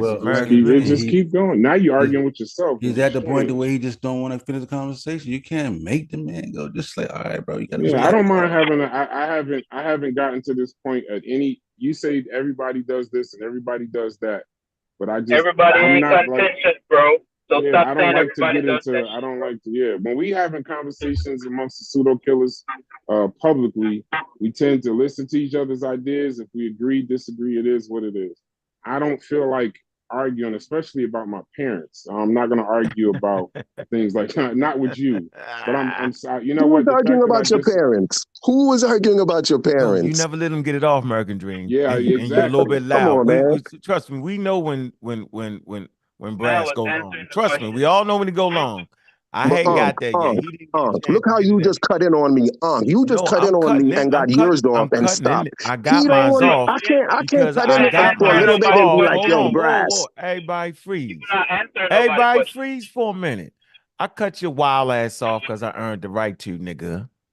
Now, what I'm saying is the man didn't go long. The man didn't go long, yo. Brass is long-winded as anybody. Is me, Brass, and Cedric to go long, nigga. Trust me, he wasn't nowhere, yo. Believe that. Let the man speak and have a good discourse. You don't gotta have all the contention right now. It's gonna get there. He took the easy way out. He's not going to talk no more. He just took no, the what easy it way is, out. no, what it is. I'm gonna say Brass, this you want to talk American about it, Dream. Brass? No, Brass, you want to talk about it? Why do you say everything twice? You got an issue? Maybe. All right, so yeah, I guess it's that Jamaican slang. go Go ahead, like bro. to say things twice. Yeah, you don't want to get to any kind. This ain't a build. That's Maybe what I another mean. day. Like, Maybe AD means another day, but not today. You know, American Dream. Listen, you got Brass just means, you know what? Let me not get blocked, because I get blocked from everywhere. I don't know what's happening. I don't do nothing. I'm just American Dream. Listen, let me tell you y'all something. don't like my opinions. Hold on a second. That Hold on a American second. Dream. Y'all, 1 second. Nobody blocked you. 1 second, y'all. 1 second. Got your ass down in the Everybody, corner. chill out for 1 second. 1 second. Nobody blocked me. Y'all chill. You must think I'm always talking about you, Juju. American Dream. It's not always American about Dream. you, Hold Juju. on. American Dream. Hold on. Listen.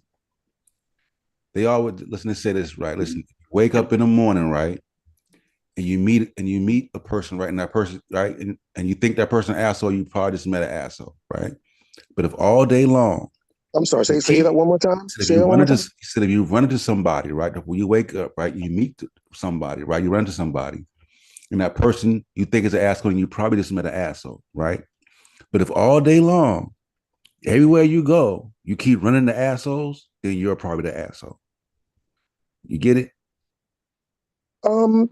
That's possible, but it's also so that's possible something to that I'm just consider. running into assholes. But I don't complain that all day long. Right. Like, you know what I mean? I only I never said anything about all day long. You said Bro, everywhere I go. I You said everywhere I go, I keep getting blocked. Everywhere I go. You think all day long I'm on YouTube? I got a job, dog. No, I'm just Y'all saying. gotta listen. If the statement you made was true, everywhere you go, I don't care where you said everywhere I go, wherever that is. So you think everywhere I go must be something about being? You think I'm on YouTube? If I say I'm being blocked, that means I'm on the internet, Sosa. You think all day I'm on the? Are you on the internet all day, Sosa? And then what I'm saying is that everywhere you go, you getting blocked. I went to the supermarket today, Sosa. Sosa, I went to the supermarket today. Do you think I got blocked? I'm saying, you see how you're crazy, bro. You're crazy. Y'all are silly, yo. Hold on, You're Gideon. silly. No, you're crazy, bro. You're actually fucking crazy. Hold on, Gideon. I'm saying, American Dream. I'm saying in relationship to your comments that you made. I'm not saying you're an asshole. That what I just said to you is just a quote, bro. That's a saying. I didn't just make that up. Okay, that's all I said. So what you take it how you want to take it, bro. I ain't saying that you're an asshole or not. I'm just relaying a proverb. You know, take it how you want to take it, bro. That was and I can tell you I can take it like that, or I can take it my way and say maybe they're the assholes. Right. Maybe you're just running assholes everywhere Absolutely. you go. Because why and how do I know that? Because they never want to talk about the issues. Either they take the easy way out or they start complaining about something else. But y'all always want to take the easy way out. Let me ask you this: they never want to talk about it, or they never want to talk about it with you? Which one? No, American Dream. I think a lot of times what I notice. Believe it's more like they never want to talk about it when they're challenged. No, not necessarily. What I've noticed in the do I notice that I usually challenge y'all? Absolutely. No, it's not a challenge. What it is a lot of these conversations. Gideon, I'm screaming. You want to talk about your Gideon, bring it down. You're yelling like a mother. Bring it down. He's not screaming. That's just his microphone. But who is that? Is that Ankh? No, it's Gideon. Gideon. Do I know? I don't even know Yo, Gideon. what's going on? What do you mean you don't know Gideon? Gideon? What do you mean you don't know Gideon? Fuck out of here, American Dream. I don't know you. Who are you? Whatever, bro. Let's keep it. Where do I know you from? Let's keep it. Whatever, bro. Where do I know you Whatever, from? bro. Man, let's keep it chill. Let's Why not are even you go down that screaming? road. Whatever, Let's go bro. down that road. You think because Let's I'm not go down that Jamaican, I road. know you? Because you have a Jamaican Whatever, accent, you bro. think I know you? Nah, I don't know you, Brass. Gideon. Whatever, No, bro. no, that's not what he I thinks. don't know That ain't what he you. thinks, brother. Whatever, That bro. ain't what he thinks. That ain't what he thinks, bro. So let's You's a move What on. is he nut, bro. screaming about? What is he screaming I don't about? know bro. why he's screaming. I don't know why he's screaming. That's just his personality, bro. He can't even talk regular. All he do is scream. That's just what he does. Hey, American so let Dream, me say where's your something real quick. avatar? Where's All your right, go Does he ahead, scream avatar? at Brad. does he scream everywhere he Go goes? ahead, Brad. I ain't Do trying you to. get blocked everywhere you go, motherfucker? I already said that. Yes. Yeah. So why you trying to Social get back media. on the subject when you done said you get blocked everywhere you go? You said Mhm. it, and then when Sosa said what the fuck you said, you acting like you ain't said it. The cussing You a crew, nut, man. bro. You retarded, bro. We don't Stop the relax with the Yeah. We gotta bullshit, take man. the I was language making out. it clear to Sosa that I meant on YouTube and that I I don't understood spend what you my meant. I whole And day you understood what don't you on think meant. he YouTube. understood that American dream? You We don't all think he understood understood that, that? bro. I We all understood what Apparently you People meant. not. understood that. No, he Yeah, we didn't did, bro. understand that. Based No, on his you didn't response, understand what the he hell didn't came out of your understand that. mouth. You didn't understand what And you who are said. you? Are you his translator? No, Why I'm don't you go Gideon. sit your ass down Oh, somewhere Why and don't you go drink shut some your ass up coconut somewhere water? and get the hell off the Hold on, channel man, if Your you don't y'all. want to ass This be is down here? Social somewhere. I don't World. How even about know that? you. I I don't Listen, don't even know listen, know you, listen, you. listen. and I don't Gideon, even This know is you. where Gideon, bro. American This is what I Dream. mean. Look, I don't know we him. gotta listen. Who is he? American Dream, I'm talking. All right, we gotta remove Listen, that. All right, we gotta remove American Dream. Let's y'all get it gotta back to knock All the right, topic. so cussing off. Just come on. Let's bring it That's regular. it. so Sosa. Stop hold on, Brass. Y'all gotta knock that bad language off. You're not All right, knock it that's it. off. We ain't gotta go My through all bad, of that. bro. I My bad. appreciate that. There you It's go. Social World, yo, So a where lot. it's peace. So a lot of times, the part of the reason why I don't mind having any conversation. I've been up here 45 minutes before the brother came on. My problem is my challenge. I don't like to. I notice a lot of these conversations end up contentious, which means they never get anywhere. So sometimes I don't mind that. Like Uncle say, meeting in the middle of the road, middle of the street, or whatever. I don't mind that sometimes. But sometimes, if I know it's not going to get anywhere, and I know we're talking about my mom, my dad, my personal values that I'm giving you the privilege of discussing, I'm not about to argue over that. So the Republican part, yes, I live my life as a Republican, but I was a black man since I was born. So I don't just throw away welfare. I don't just vote all the time along party lines because some of those votes, some of those things are harmful to black people. And I recognize that. But do I live my life as a Republican? Yes. So my point that I was trying to get out when the brother was talking was, and Unky made a great point. It's not racism. It's more like a prejudice or bias in that specific case. That's why I say somewhat racist, because I don't. You don't hear me say things like, "Don't listen to white teachers. Don't read white books. That's a white movie." Things that are like overly prejudiced. I just admitted to watching Drake and Josh as a kid. Okay, I'm not that racist. It's not, and I'm joking. But when I do business, I don't say I'm only doing business with black people. When you go to a realtor or I hire a contractor, I don't only hire contractors. I do things that's um, based on judgment. Whereas I know that people that are prejudiced, they literally just only do things with white people or only do things with black people. Or they say, I don't do that. So that's the point I was trying to get out. I just don't feel like arguing about that stuff. And I noticed that that's cool, but not for me. Yeah, American trying to get That you the makes a choice lot of of words. sense. I think I actually think that's probably the best policy is that we are not beholden to one group or party, political party, but that we vote on our local issues, whoever presents the best outcomes that we believe we get the best outcomes from. That makes logical sense. If a Democrat, if I'm voting for like an alderman and I need stop signs and speed bumps in my neighborhood because cars are driving too fast. Matter of fact, I'll give you a prime example. We ain't even gotta give no analogies. My god brother, he's actually in politics. He's a council member. Well, he's a state representative. And one of the concerns I had was that my son he worked locally by, but the areas that were real dark and stuff like that. And a couple people had got hit by cars locally around where I live. And so that was one of the issues that we brought up, right? And the guy I used to vote for, he was working in one specific area, Arden. It's called Arden, Delaware, which is it's kind of like, to me, it don't look like it, but by the cost of the houses, just saying you live in Arden makes sense. So it's a affluent area. Though I don't like the house designs there at all. And that was his main focus point. So, when a new congressman came in, I voted against what I normally would vote for, because I wanted my area taken care of. It just so happened that he was my godbrother too. But nevertheless, that makes more sense to me. That you look at your local politics, you look at what you need done. If you need infrastructure done, you need train stations or things like that built in your neighborhood, you will vote for any presidency or congressman that's saying they want infrastructure built in the area you're talking about. That makes sense. My thing about it is politics can become polarizing easily, and so it's hard to take a step back from that. I would pull up a quote from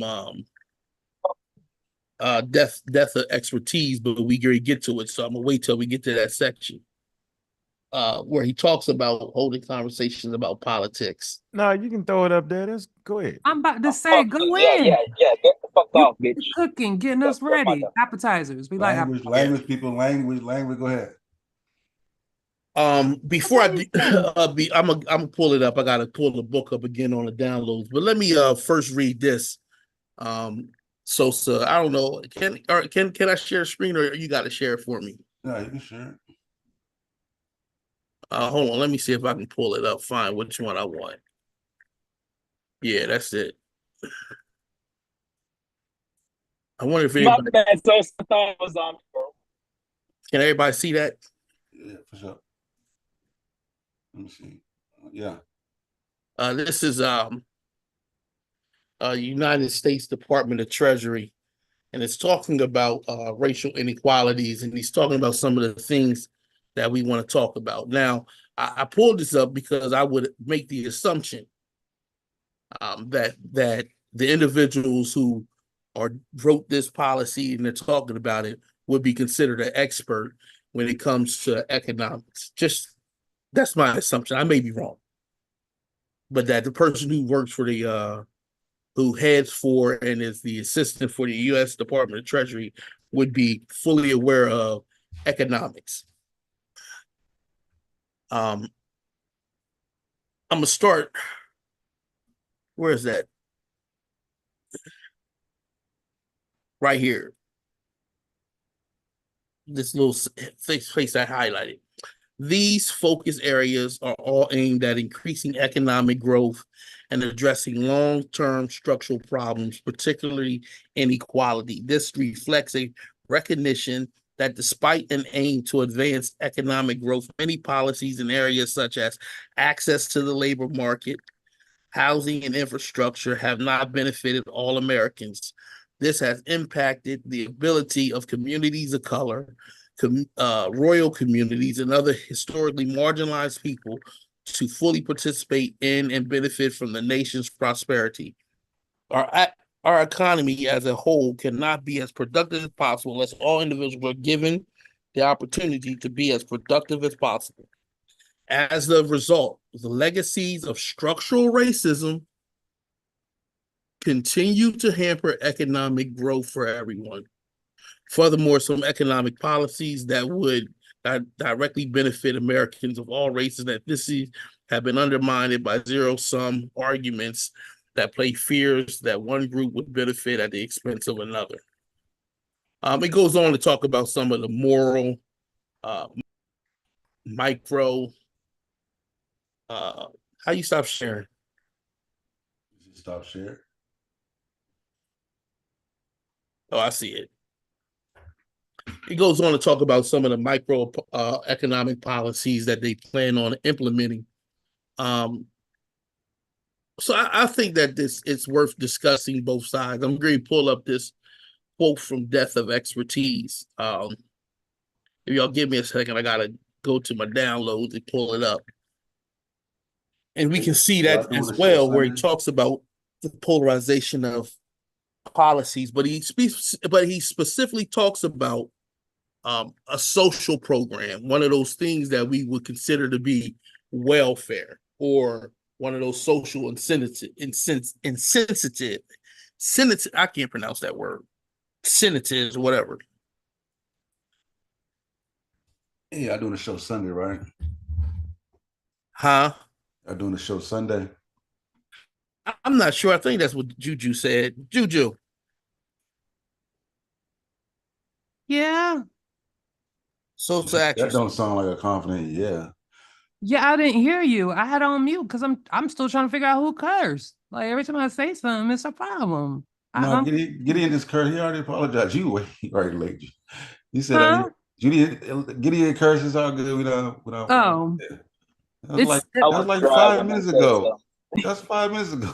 Yeah, I had it on mute because I went to play it back because shit, I forget stuff, and I'm like, but I don't think I cursed. You just cursed. Didn't curse. You just cursed just now. Just letting you know. I said shh. Yeah, you didn't. Yeah. No, you didn't curse. Gideon. Oh, got it. Ask Bobby Banger when the show is. It's his show. Why y'all asking me? I just produce shit.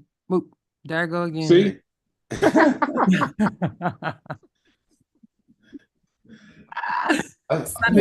do it on purpose. I think the rules 4 days from now. Sunday, 8 p.m. Yeah, you did Thunder for like 4 days. I was like, all right. That's very advanced, but hey, y'all trying to get the word out. I get it. It was supposed to be today, but Bobby Banger had to work on his book. So Bobby Banger was in here with us.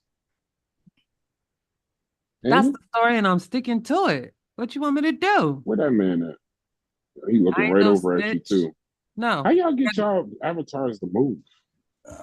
What you mean if you got your camera on? That's what I was trying to tell Marcus, because earlier Marcus was on camera, but you were mute, and I think you were like talking to whoever was around you, and your body was limp and stuff. And I was like, cut your camera off, because when you cut your camera off, your avatar stays still. Like, let me cut my camera on. Let me maybe demonstrate. It's been about 17 mamas in this chat today. Because just wild. 17 what? It's just sometimes, like, when I'm on mute, I'll listen, but then I'll look at the chat and it's just everybody's talking about. It's funny, I said I don't want to talk about my parents. We'll never talk about anybody's parents. That's not what we do. It's about 17 mama disrespects in this chat as I'm looking at it right now. That's go move on. What I said wasn't. I'm not being funny. I was just rambling. Stay at the chat. That's why yeah, I think politics has always been a tough conversation. I think with Republican just fits my life based on how I was raised and how I think. But in the very same token, I voted for Obama. I'm not going to say I'm a Republican. I'm voting for no. Like, I'm not doing that. That doesn't make sense. It's the same insanity I see when people just vote Democrat just because they always voted Democrat. But what if Democrat wants to build something through your house? What if they're something they agree? So you got to pay attention to it. But live your life as a Republican, most certainly. But I have people in my family on welfare, so I just say no welfare. Money. I have people that it's a lot of, and that's why I say it's so many touchy subjects, Roe versus Wade and things like that. So, right. I'll be whatever kind of Republican anybody thinks I am. Marcus, I just want you to watch Unk's avatar. He was just on the phone leaning, looking like he was twitching. That's why I'll be like, cut your camera off.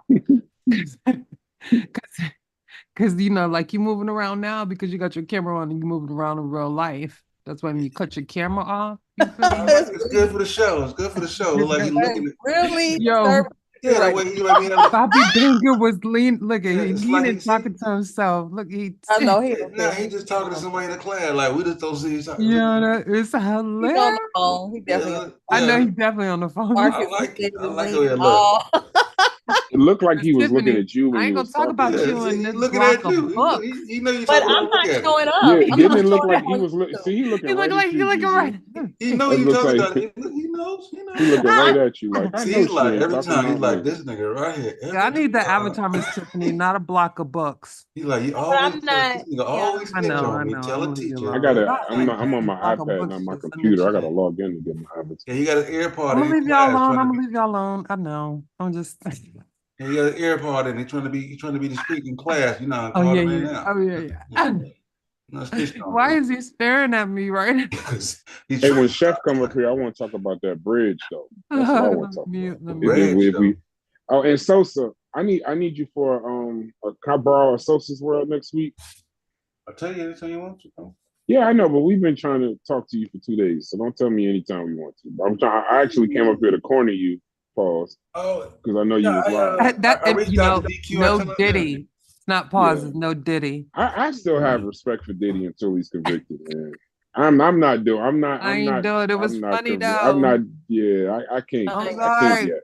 I gotta I need do to it. see. I need to Diddy. see some more evidence. It's going. That's one of those where I know I'm biased. No I grew up Diddy. on bad. Got I the grew up on bag. Bad Boy Records, He man. did too much. He did too take much. that, take that. I need proof. I need videos and all kind of stuff. You may not ever get no videos though.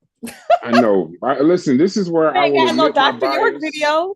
We ain't got no videos. I don't know that man, but I grew up. But he was convicted. They have testimony. You can't have either one. They had testimony. They had all of that. When all of that happens, just like similar to R. Kelly. I listened to R. Kelly, but then it got to a point where it was like, yeah, I can't even listen to him no more because this is wild. After when he got during the trial, so I grew up on Bad Boy Records, man. I'm not doing that. That's a bias. I will admit I have that bias. I need to see proof. But I want to talk about that bridge when Chef get a chance. $8 million. That was proof. Something happened. 8 million. 30, 8 million? probably 30. We don't know how much million. he gave her. The rule was 30 That was proof right there. Less than What y'all 24 talking about? hours. Yeah, that was the way he settled. Did he say, nigga, I ain't finna It settle was with the you? very next day he gave her the money. He settled within Are you 24 talking hours. about? Are you talking about the Cassie thing? I don't Yeah, pay that attention was to egregious. I don't pay attention to civil suits. I don't pay attention to civil suits. All the stuff in that suit you mean you get found not guilty was in the court? egregious. Civil is not beyond reasonable doubt. That's not how civil court works. We gonna go. I'm just listen. I said I'm it was biased. civilly What y'all gonna beat immoral. me Let's up? put it that way. I said I'm biased. But if he gets convicted, his videos, I'm not gonna turn my eyes away from that. And as far as Revolt, he's been stepping down from Revolt for 2 years. He just finally finished it. He did what? But if you understand stock sale, then you understand that he didn't. Listen, I understand some things. If you're the CEO of a television company, there's a lot. You can't just quit on Monday and then Tuesday you just got free. You had to that stuff takes time. He stepped down from Revolt almost a year and a half ago. The stock just sold yesterday, or 2 days ago, 3 days ago, whatever it was. Oh, so that was that. That's good information. I tell you what, they ain't run up the dang look. Them boys ain't run up in there for nothing. Something going down. Exactly. I agree. I understand. No, and I agree. I agree. That's Feds, if the Feds is there, you did something. I think it's Homeland Security, not actually the Feds, but it's still. It was the federal. It was the DEA and ATF.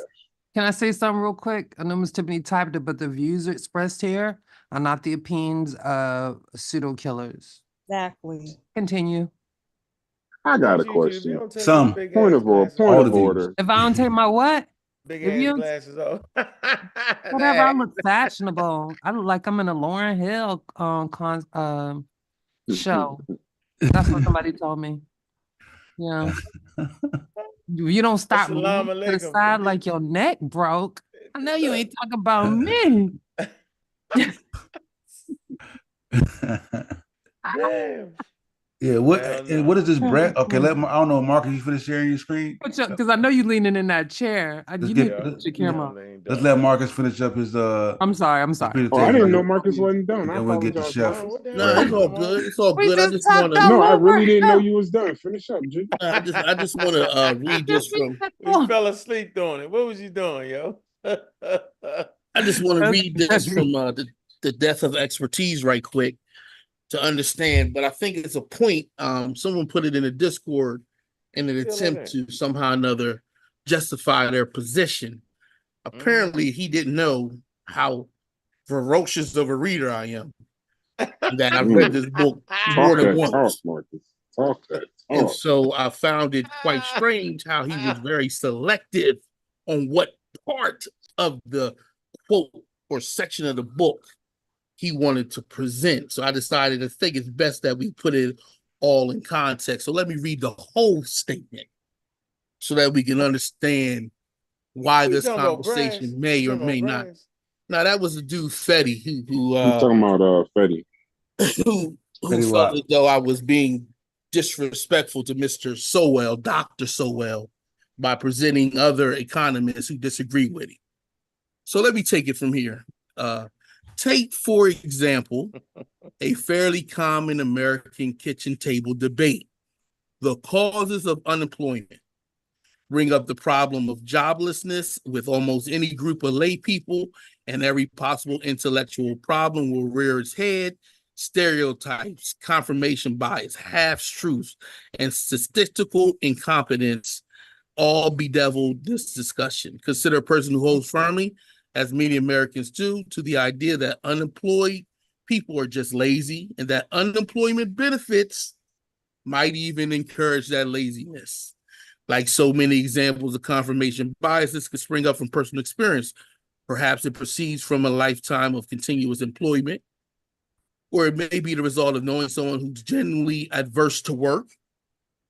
Every help wanted sign which confirmation bias will note and file away is further proof of the laziness of the unemployed. A page of job advertisement or chronically irresponsible nephew constitute irrefutable evidence that unemployment is a personal failing rather than a problem requiring government intervention. That sounds like part of the conversation we had earlier today. Now imagine someone else at the table who believes that the nature of the American economy, it forces people into an unemployment. This person might draw from experience as well. He or she may know someone who moved to follow a startup company, ended up broken far away from home, or who was justly fired by a corrupt or incompetent supervisor. Every corporate downsizing, every racist or sexist boss, every failed enterprise is proof that the system is stacked against innocent people who would never choose unemployment over work. Unemployment benefits rather than subsidizing indolence are a lifeline, and perhaps the only thing standing between an honest person and complete ruin. There's a real argument to be had, of course, about the degree to which any of this is true. Both these people, admittedly drawn as characters for a purpose here, are not going to be the ones to have it. It's unarguable that unemployment benefits suppress the urge to work in at least some people. It's also undeniable that some corporations have a history of ruthlessness at the expense of their workers. My grandfather being one. One day we'll share the story about what Delaware Steel did with his pension, whose reliance on benefits is reluctant and temporary. This conversation can go on forever because both the hard worker on one side and the kind heart on the other can deduce anecdotes carefully vetted by their own confirmation bias that they're always true, but are in no way the positive. So that's like, saying I worked in a project, so I seen people who didn't want to go to work, and then make that to be the common knowledge for all Black people in the projects, for all Black people all over the place. Yeah, that's so yeah. Anecdotal is taking your own limited viewpoint and juxtaposing that to the world. Yeah, because your limited view, right? Which is why, like I said, you go to they put out a partial quote of that, but the truth of the matter is that it's a conversation worth having. I do think that some certain behaviors magnify the effects of racism to a degree. But I always recall something that my dad told me. Some of y'all know my dad, about the story about my dad. And he told me, son, that they lynch people in suits and in overalls. And I think that's a very important point. that no matter what they had on, whether they were businessmen or farmers, they all ended up on a tree. Just the mess. I got my suit on. I know you ain't gonna hang me. I'm a smart one. That shit crazy.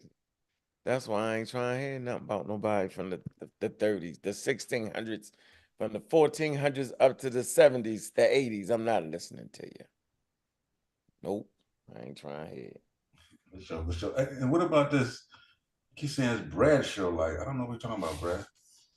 Chef of the Brad show? What'd you say?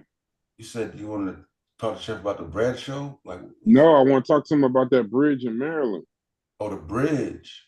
Yeah, I was talking about. He said I was trying to disrespect Maryland again because we got in a previous Maryland conversation. Oh yeah, so I wanted to talk. When y'all don't want to cut y'all conversation. There you go.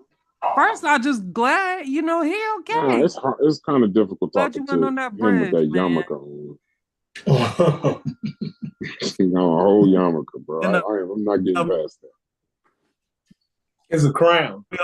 No, ain't no crown. It's a yarmulke. I know a yarmulke. No, we all over the place. I just want to, you know what I'm saying? Remember, he had to pause to go download it, so we started a conversation. I look crazy with the head leaning. Look, he had to go to the download. No. He had to get it from his download, so we started a conversation. He finished getting the information from his download, then we came back to market. Hey, I heard that, Chef. I ain't fucking with you. I'm gonna let you go. Yeah, wait. I was about to say. I hope Mark didn't hear that. You can go, Mark. No, I heard him. It's fun. It's a good job.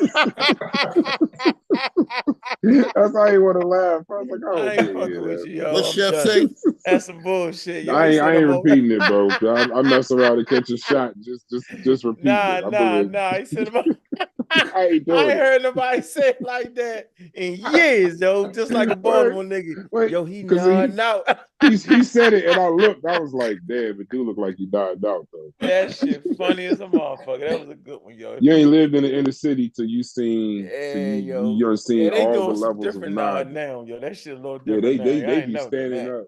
They be bent over, standing up.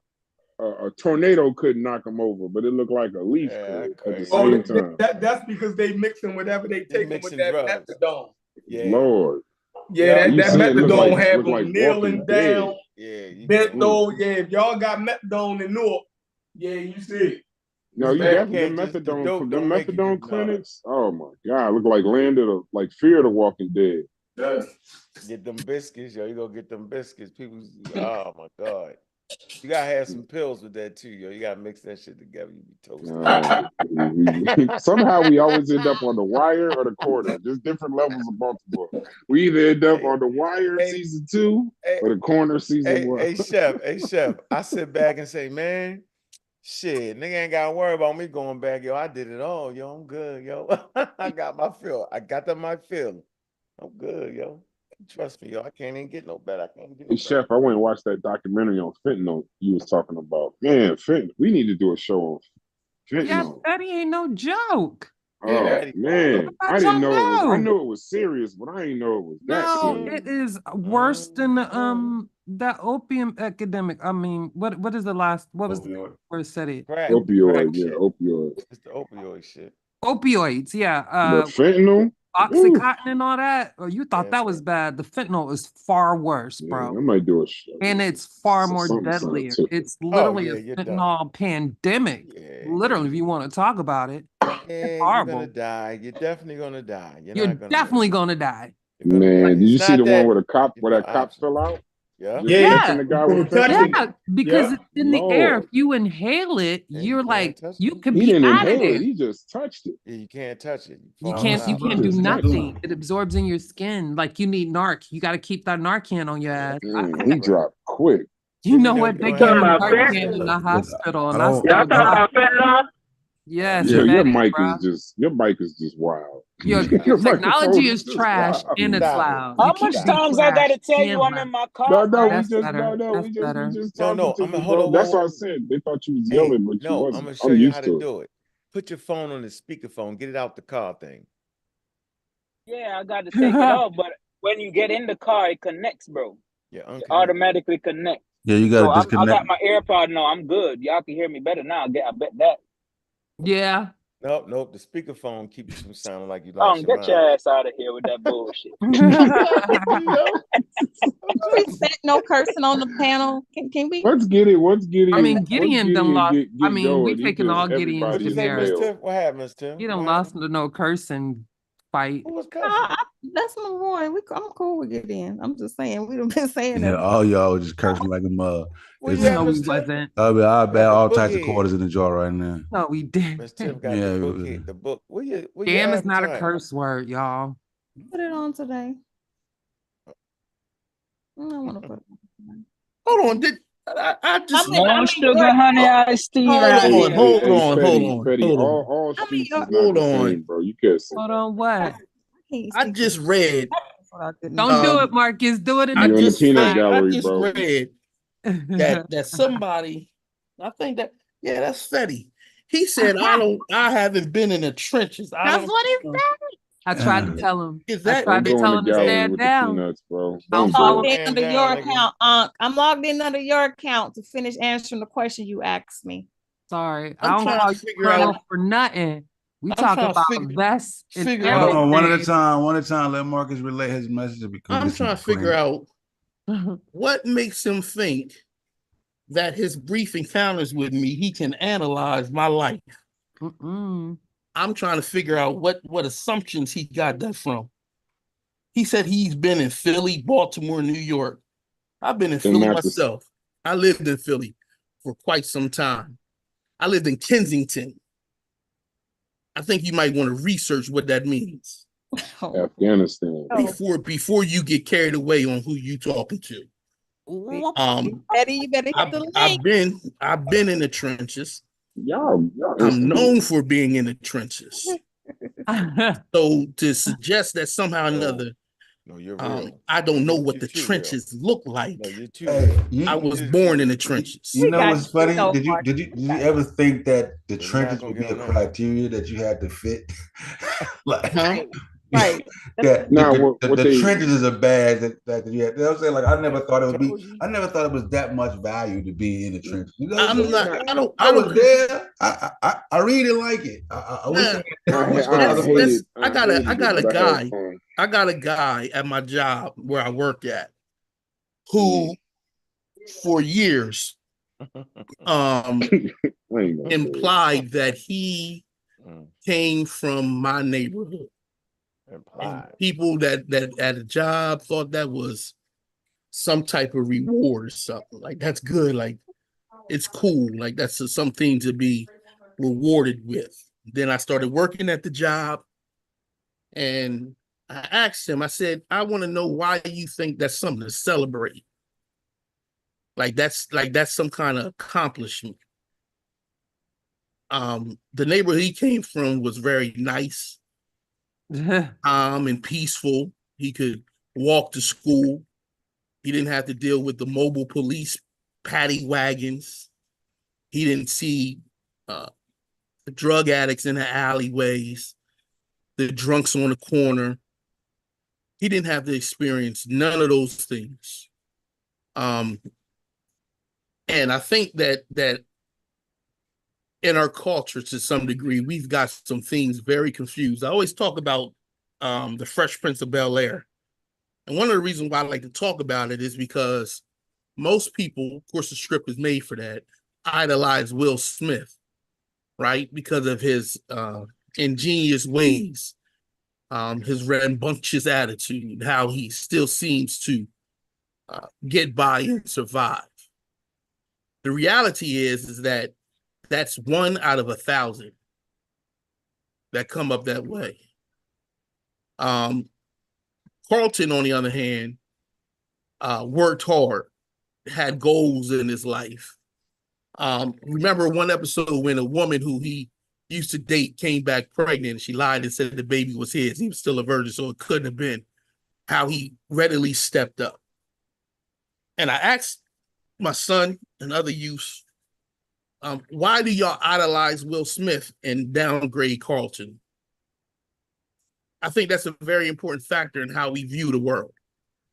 I think Fetty doesn't mean what he says. I think he's under the assumptions that or at least thinks this is the way people have to communicate with each other, with slights and insults. But that's not me. And so I'm not going to engage in stuff. But I want him to know and recognize with a surety that I am fully aware of what goes on in the inner city. And that I've spent blood in that I've given up time in my life to some degree for the liberation of my people. And so you might want to just learn a little more before you jump out there. Because this is not, I take my history and my experiences serious. And I have friends who didn't quite make it. And I got friends who couldn't shift their mindsets from what we were attempting to do at that time. And I got friends who are still struggling with addictions and struggling with violence. I got friends who are impoverished, who I grew up with, who, if it could have been another way, would have and had the potential to be very productive for the Black community, but circumstances and situations, it just didn't develop that way. And so I'm not gonna, I was before, this is my last statement because I don't want to take over the show. Judge Sleep, that's all I'm gonna say about that situation. And he gave me an article about the rise in crime and the amount of young people that were killed during a certain period of my life. And he told me, well, he told the marshals to make sure I read it. And he wanted to talk to me about it. When he came, I went back before him for a certain situation. I think it was a suppression hearing. I explained to him that those people that were mentioned were people I went to grade school with, that I went to high school with, and that their deaths are still, I still mourn for, and that I got t-shirts with their name on it. And so before you speak on my experiences, you might want to have a conversation with me, because I can assure you that I'm not speaking from just book sense, but also my personal experiences. And my personal experiences play a part in how I view the Black community today. I think the Black people as a whole are beautiful and they're survivors. And while we may have issues, I think that the fact that we're still here, able to communicate about them issues, is in itself worth praising. So that's all I want to say before I get angry. Can I get in? Thank you, Marcus. And I think it's going to be a great when the two of you actually do get to have a conversation, because I think that, you know, both of you brothers are intelligent, and I think that you can teach us all a lot of great things. So I'm looking forward to that, just based on the conversation that has been going. So Fetty can't get on the panel because he's at work. He's available between like noon and 6, I guess, during the weekday. So if we ever do something in the afternoon.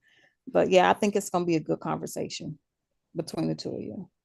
About what? About the trenches? Whatever, Bobby whatever they've been Banker. talking about, Bobby And Banker. down, Captain. They've been going at it. Yeah, they've been having a conversation. They've been dialoguing all day. I'm saying it'll be great, actually, as their conversation advances. I think it's going to be a great conversation for the community. I absolutely do. No, I'm saying how the trenches got in there. That's what I'm concerned. The trenches. He comments in the chat, but you know what? I'm not commenting on that. No, the trenches conversation is. And he meant the trenches as him doing community service work and community engagement and saving young men and things of that nature.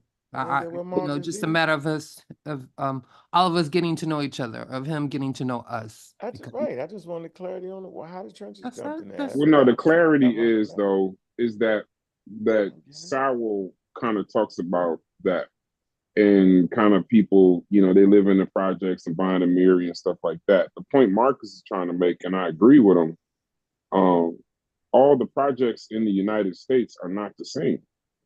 So to just say that Freddie does community work in his projects, and he works with young gentlemen, and he's kind of making his classifications based off that. And he said, I've been to New York, I've been to Baltimore, but even that's not the same. The Calio projects in New Orleans is not the same as Queensbridge and Queens. It's just different. So what Marcus is kind of saying is like, you know, my projects, it's almost like I'm not disconnected from the projects. I know what goes on because of where I grew up. So they having this. I think y'all conversation will be good if y'all can get past the, not y'all per se, but I've seen Fetty say a few times, like, your blackology is coming through. And I don't think he knows everybody. He's just kind of in discourse with everybody. And it's not blackology, it's just discourse. That's all it is. I think it'll be a healthy discourse without the ad-homs and stuff like that. One thing for sure, we're gonna find out. We all got blackology, though. All of us got a little blackology. I don't have. And I think Fetty. Yeah, I think you should speak for yourself. Yeah, I think Fetty has been. Fetty knows Ankh for a while, so he probably felt a level of comfortability, which is to be expected. I think you the problem, Bobby. No, let me stop. Things just have to work themselves out. But yeah, we all have a little bit of that. I'm just kidding. I was joking. Say what? Say what? I didn't actually take any of the discourse negative. No, I know you didn't. I didn't actually say that. I said I think Fetty knows you. Like you, I mean, in terms of just being on YouTube, and like I think he kind of was very familiar with you. So he just, and that turned into what? Just trying to. Well, he probably felt a certain level of comfortability in our space. A certain level of comfortability in our space because I don't want nobody to feel comfortable enough to just start saying I'm a blackologist and he wasn't being no, but I said that to like five people. No, but we all do it. We all get what you're saying, Tiff. He just I get it. He just throwing, you know how he's you black. Yeah, exactly. Yeah, but he done said that to like five people. He's being respectful. But he done said that. You can't respectfully say he ain't cussing nobody. I get you. No, he's not. I get it. Hold on, let me show you. No, let me show you something. I'm the blackologist. Freddie is wild. Yeah, you the blackologist, definitely. Freddie is wild in that chat. So in that chat, if you reading this shit, you're like, what? Who the fuck is that? Excuse my language. Come on the panel. You ain't got no more quarters. He different. I lost all my quarters. So yeah, Freddie will get you in the chat. Then we come on here. He very respectful guy. Exactly. Intellect guy. I get it. Yep. You know how to ish talk. You feel me? But you can't come and talk. You gotta chill out. You cannot come and talk. And you're ill with it for real. Yeah, you can't. It's just the rules change depending on if you like your gun. I know for a damn fact you cannot just come in that Discord. You a blackologist. You a blackologist. He ain't did nothing. Everybody is a blackologist. Yeah. Because we invented the word blackologist. He was. That's a pseudo-kill invention, blackologist, yo. Come on. Everybody have fun today, though, regardless. So Fetty, welcome. You good, fam? Yeah, he's definitely welcome, but he ain't good. You good. Stand down, Brass. Stand down. Yeah, he's sparking. I like the fact that they sparking the conversation to keep the Discord lively. Him and keeping it lively. Him and Sunchild. Oh, it's definitely lively. Him and Sunchild, like I like Sunchild is good. As far as I'm concerned, Sunchild. I'm in stand down. Sunchild good and pseudo, boy. We got a Sunchild good and pseudo. Let me ask y'all a question, man. Let me say this. I popped up on Saw Nettles today. Because you had your man Inky. Right? Stinky. Oh no, not Inky. Stinky Inky. You know, he's just like, I refuse to actually have an intelligent conversation with him ever. Makes no sense to you. You can't. But he was on there talking crazy and reckless about, you know what I'm saying? Yeah, like he really was been pushing real information. So I had to pop up on him. And the first thing I said for him, I said, you're a dedicated pseudoscientist. Then he jumps off the roof, gets all mad. I said, but wait a minute. I said, everything you talk about is incompatible with the scientific method. That's why I'm telling you. And you pull it off and talk crazy like it's science. I'm not cussing you out. I'm simply talking about what you've been doing. Your career is a pseudoscience. And he was mad. howling, screaming, and then he got the I can't read. You know, to go to the basics. You can't do that. You're a heroin addict. He did all that. I was like, wow, your mother. Then I got off the platform. So my thing is, I call that a pop-up. I got to pop up on niggas. And the reason I'm popping up on you, because you perpetrating a fraud to the African-American community. Now, I might not hold a long discourse with you because I find it not worth it. I don't even feel like he's on the level of nobody on here, meaning he has no acumen for science at all. He has no ability to have an intelligent conversation. He's a scammer and he's a flim-flammer. And so Sergeant say, won't you, bring him on your platform? I don't have pseudos on our platform like that. Like I will never promote a pseudo. So if y'all think y'all ever get to the part where we promoting pseudos, yo, I'm cussing them out. Because it makes no sense. Some people you don't need to have a conversation with. And by the way, have y'all listened to that Big Up the Smash Rockwells? Great He interview. actually had a conversation with an expert. Did he play the whole thing? No, it's some kind of rule. Yeah, because I tried because when I didn't know about it and I heard, I'm like, let me go listen. But then it's like, yeah, see, I don't like that. Talk You know later. Sosa, listen to me, man. I would like to say this, yo, and I'm gonna say it. I actually appreciated. I'm gonna tell you what I appreciated first, then I'm gonna tell you what was complete foolery. I actually appreciated that Smash had the heart to present his work to that man. Yeah, I respect that. I respect that. Big up to Smash. Facts. And the guy he got wasn't no like top gonna tier. let you push him around, gonna let you. He was confident in what the hell he was talking about, and he spoke like experts. In my opinion, this is what I got. I have no evidence. He was the. That's the difference. That's the difference. Yeah. He was the bing bing boom, and I was saying, and I was like, I say, wow. I said, I'm glad that the pseudo killers was right there, meaning that everything we have presented, from Kemet not just being one particular, not the whole thing, and certain stories they was talking about, yo, we went over all that. The thing I didn't respect was when the man gave his answers like, I have found nowhere what they would call that. Right. I heard that part. Right? Yeah. Smash, start cheering. I got it. Like, that's the part I don't respect. I respect the fact that you was brave and had your information up there, but I don't respect the fact that you act like that man didn't say what he said. That's what I can't respect. He cut too at certain parts too and do his hand. Yeah. That's why I'm like, I'll wait for the whole thing. I don't think the whole one's coming out. Yeah, that's why I'll wait for the whole. I don't think it's coming out. Don't think it's coming, but that was a great. that guy. They actually got to get into the minute details, right? And that was allowed because Smash, right? He can actually read the glyphs, right? And let me. Can I play this clip real quick? Let me show you what I ain't liking. Watch this. Let me share my screen. We ain't got nothing else better to do around here. We can throw this in. Do you mind, Sosa? No, go ahead. All right. Okay. Let me share my screen. Yeah, because I heard the conversation, and it was how like experts do. Well, I'm not really sure. There's not very little evidence. Well, it could be both things. These things, and that's how the conversation is had. It's not just what this means that, and we got him. It doesn't work like that. It doesn't work that way. He's all the he smashed up. That's not how that's right. And even dude kind of like dude said something too that was a little different. He said, you got to understand their perspective. So when dude say I'm going down south, that was south is our north. Yes, that's it.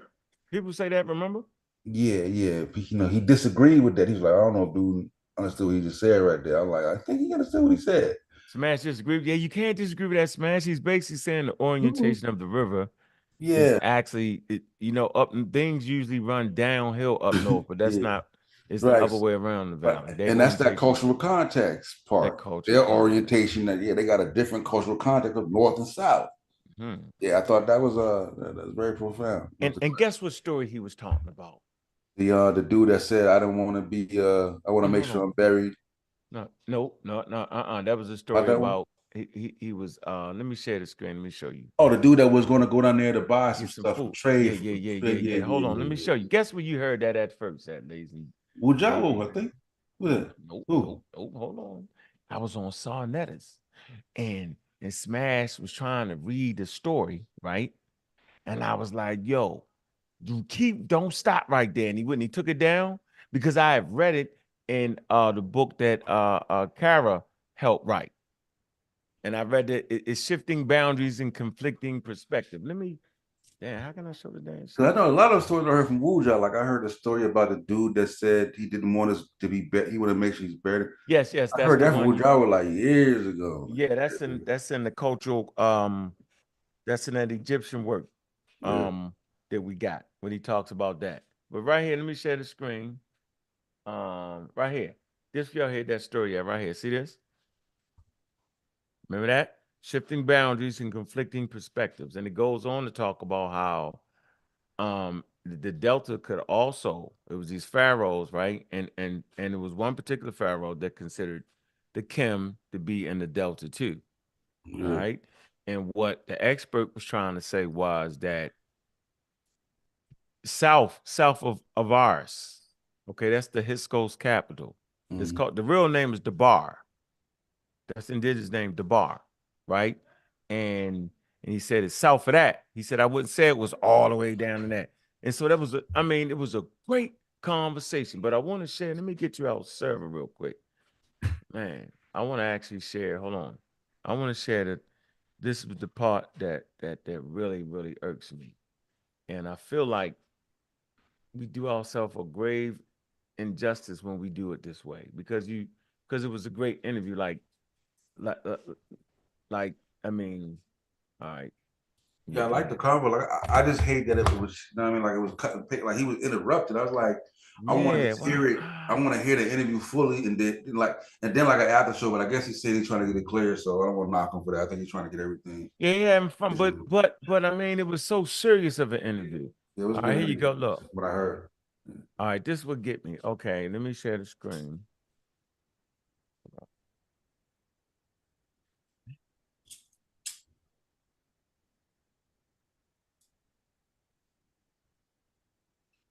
All right.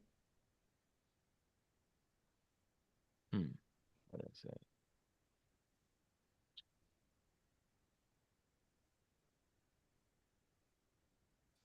All right, y'all see the screen, right? Here we go.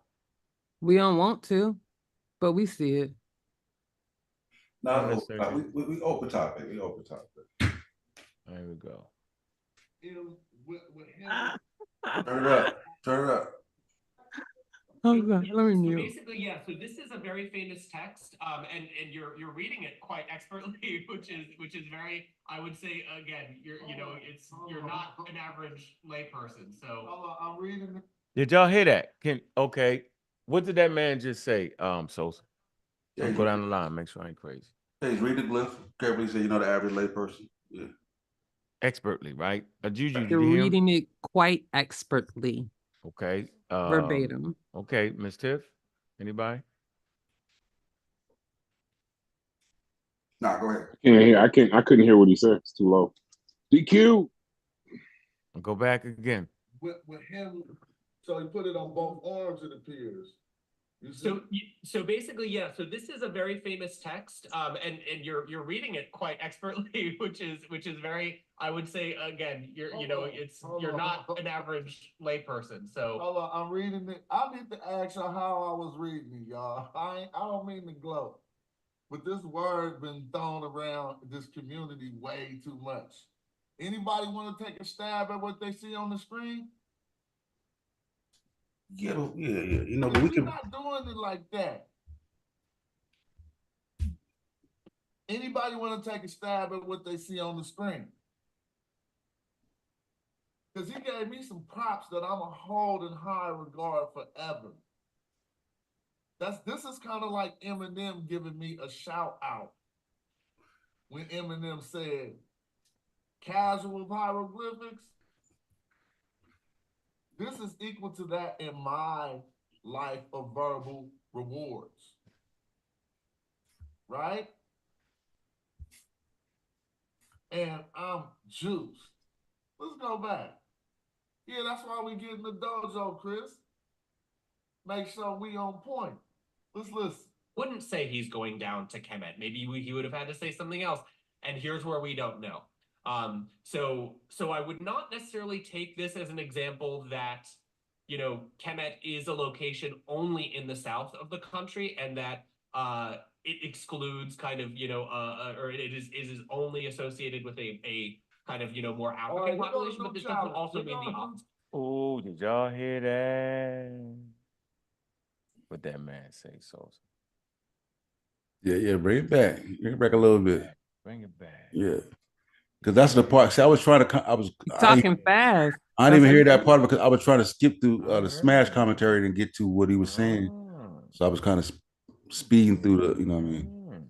Seems we have. But I heard when he said that though, because I was trying to get to the part just what he was talking about. Seems we have an Egyptologist here that thinks that certain portions of Egypt wouldn't be African. That the southern population. That wouldn't be Kemet. Yeah. And that's what all of them say. They all said. Karakuni said the same thing. No. You ain't hear him say the African part? Hold on. Yeah, you missed it. Look. Where we don't know. So I would not necessarily take this as an example that, you know, Kemet is a location only in the south of the country, and that it excludes kind of, you know, or it is only associated with a kind of, you know, more African population, but this doesn't also mean the opposite. You hear that? He said African right there? Yeah. He said I wouldn't say that this was just all in the south, where there's like a more African population. He said that. Okay. You run it back again? It just got muddled because he came in right in the midst of. I'd have came right in that shit. Right in the midst of him saying this. You know what I mean? Came in the midst of that too. So I didn't really, so it was kind of hard to hear. Turn my mic up on that too. Yeah, man. Yeah. Yeah, that's what I was like, why he doing it like that? It's like, you know what I mean? But it's kind of killing the commentary dude was making, like, just let him play out unembodied, you know what I mean? Because it was good, yo. You know what I'm saying? Like, he really understood this, yo. I ain't gonna go back. Y'all heard that. I'm gonna keep it going, though. This was good. Go ahead. I want an expert to call you an expert. See, that didn't happen. That's the part I'm saying is not right to y'all. The man didn't call him an expert, yo. You said you're reading the glyph expert. Yeah, you're reading the glyph expert. That's not fair. That's like then that would make Wuja would have, because everybody can read better than him, maybe, because there's plenty of people that do better. It's not like, that's not what he said. I get it. That's not what he said. Hold on, let me go back.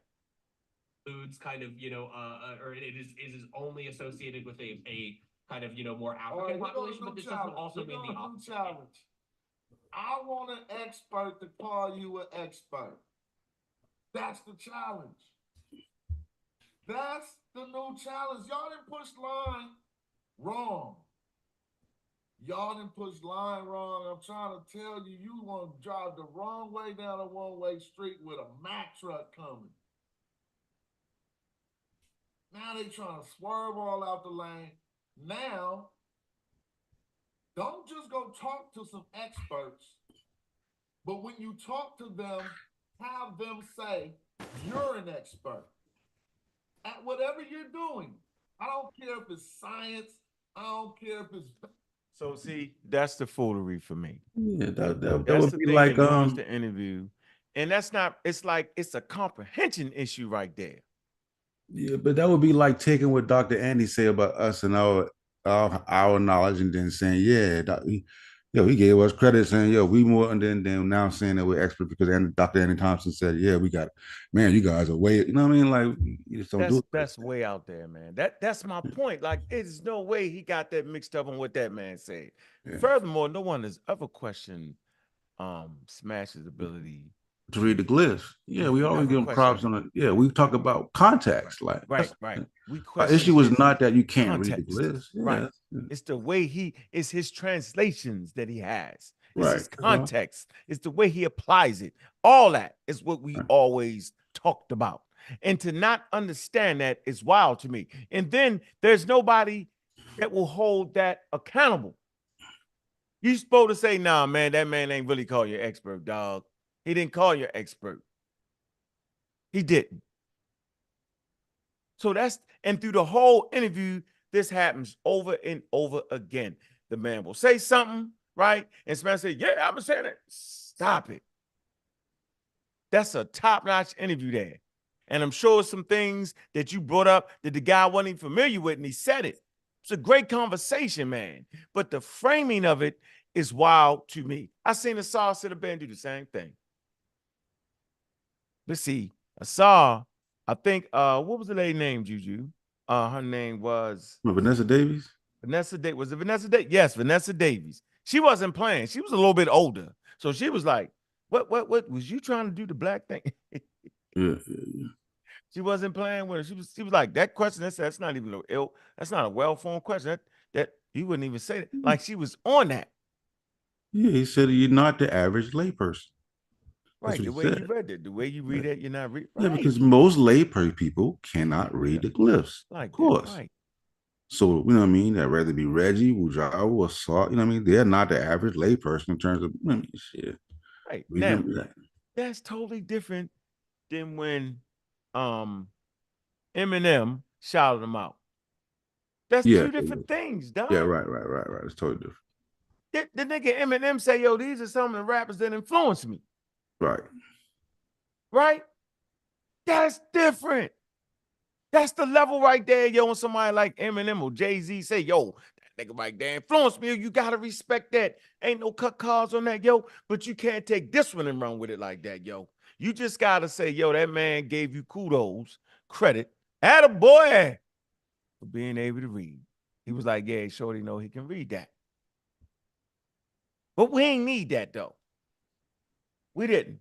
Well, we needed that man to say that what you were saying, your translations, all the stuff you argue with us about is right and exact. And let me go back to my notes because I like that. That's what I need to hear. Right, because within the conversation, it was already just let them know where he disagreed with the context of what Smash was saying about the dude going down to Kemet. He was telling him, like, he talked about how, and he talked about the and which was crazy because he understood the cult, the geography. Yeah. And he talked about, well, in that area, he talked about how, I forgot, he talked about how the geography is and how going down was like when you get to, he started breaking down, like when you're in that area and you go to now, you have to descend. And he started, I was like, yo, like it was a good, he was getting on some stuff that I wanted to hear more about. You know what I'm saying? That's why I was like, I hope he released the whole audio stuff because it was a great conversation. Like it's some really good gems in there. You know what I mean? Smash did a great job. The commentary was trash though. Yeah, I didn't like that. Because he's trying to get back. He's still trying to get back. Yeah, he's still trying to get back. Yeah. Let me say this for clarity. The actual interview without the commentary from Smash was excellent. Yeah, I think Smash showed his ability to converse with an expert.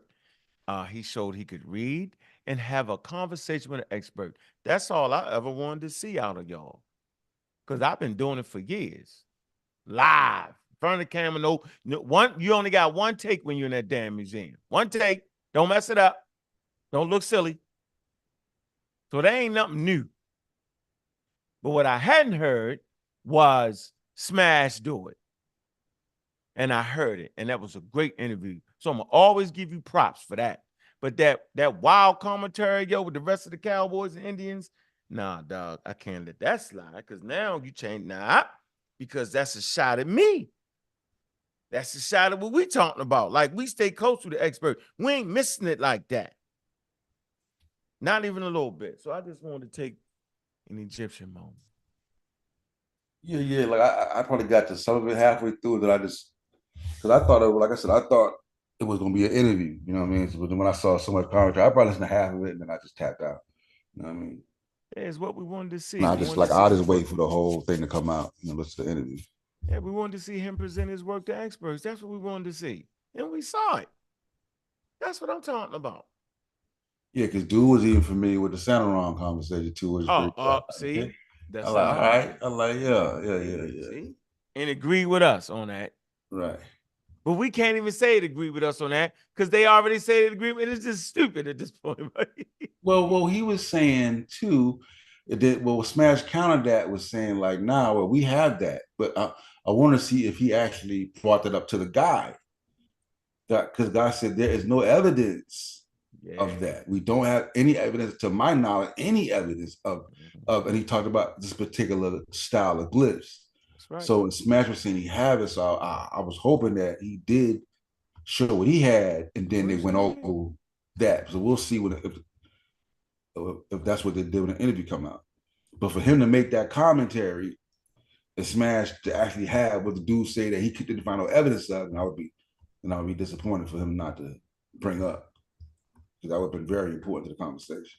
Yeah. So we'll see what the whole interview comes out. Yeah, great interview. I thought it was a great interview. I sure did. Yeah, really good interview. He was doing. I think he was handling the interview very good too. It was a good interview. Had that Nation of Islam suit on too. Yeah.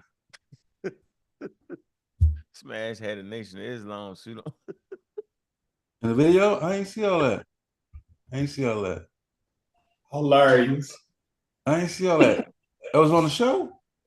I gotta watch the whole thing. Like I said, I skipped through it. So. I ain't saw it. Yeah, you gotta catch it. It's like a split second. Hey man, I ain't trying to get him. He ain't want to show that because the interview hadn't actually been cleared yet with the guy. So when you have an open conversation like that with those experts, man, a lot of times they want to go back over the material that because it was some things that Smash was showing them, right, that he might hadn't seen before, or may have made some statements in haste either way, and he probably want to go back over it to see if he still stand on what he said immediately.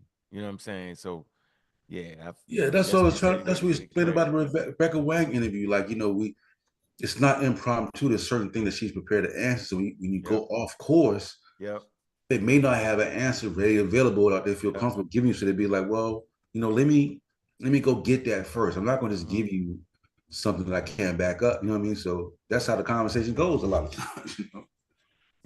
But that's what experts do. That's the difference. We non-experts make sweeping statements. Yeah, I'm telling you.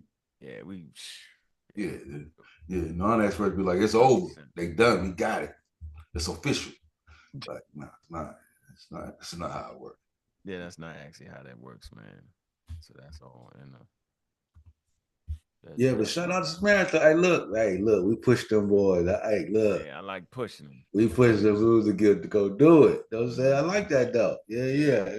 Don't act like it was the other way around. Get that shit straight. Yeah, we pushed them to go do it. Get that straight. Yeah, now go get 10 more like that and holler at us. Yeah, it's always, we always in competition. Simple as that. Right.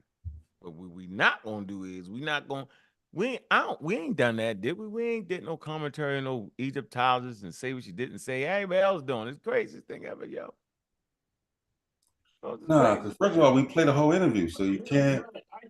We played the whole interview, so we know what you know what I'm saying. We ain't editing that. Yeah. So that's a good combo though. Like I said, I didn't know about the Nation of Islam, so I could go back and watch over. Like I said, I was skipping. There was too much commentary. I thought I was going to see a video. You know what I'm saying? Smash was in damn battle rap mode with it. So I'm like, come on, bro. You know what I mean? But I guess maybe he couldn't. Maybe he couldn't let it all. I was saying maybe he couldn't let the whole thing play out like that. So you had to just, you know what I mean, to make a show out of it. You know what I mean? Just play little snippets. Yeah, play snippets and pieces of it. You know what I mean? So. Snippets and pieces of it. So give him the benefit of the doubt, you know? Man, it's crazy. Trying to find that. I got the clip. DQ in the building. DQ was good, baby. DQ broke. He every day I'm hustling. Yeah, he must be tired up. I'm gonna find that. I think I can go right to that part of the book. Got it all head ass. One thing about this, yo, this shit is on tape, yo. Ooh, you gotta play the whole thing though. You know what I mean? Because it was like, they gotta play the whole thing. It was a great cut. Like, yo was hitting some nuanced shit. Yo, that I think in my mind, I think that was probably one of the best interviews with the Egyptologists I've seen. I think so too. That's why I was like, you gotta be so audio. Like, yeah, Definitely. it sound like it's dope. You know what I'm saying? It's Dope, just yo. sounds Shorty, dope. dude was dope, yo. He was right there on that subject. That's what you caught him at his expertise, right? Yeah, you feel me? Because he was giving some stuff out. I want to hear more. I want to hear more about this. Yeah. But I Yeah, got it's in this dope. book. I read it in this book, yo. Let me see. Look, I'm gonna show y'all something right here. If I could,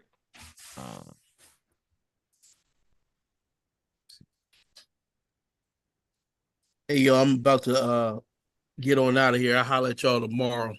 I appreciate you, bro, man. No problem. For sure. All right. Let me get their own classification.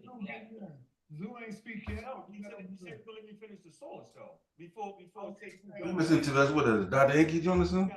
Nah, hold on. Let me show the thing. That's this. This is source that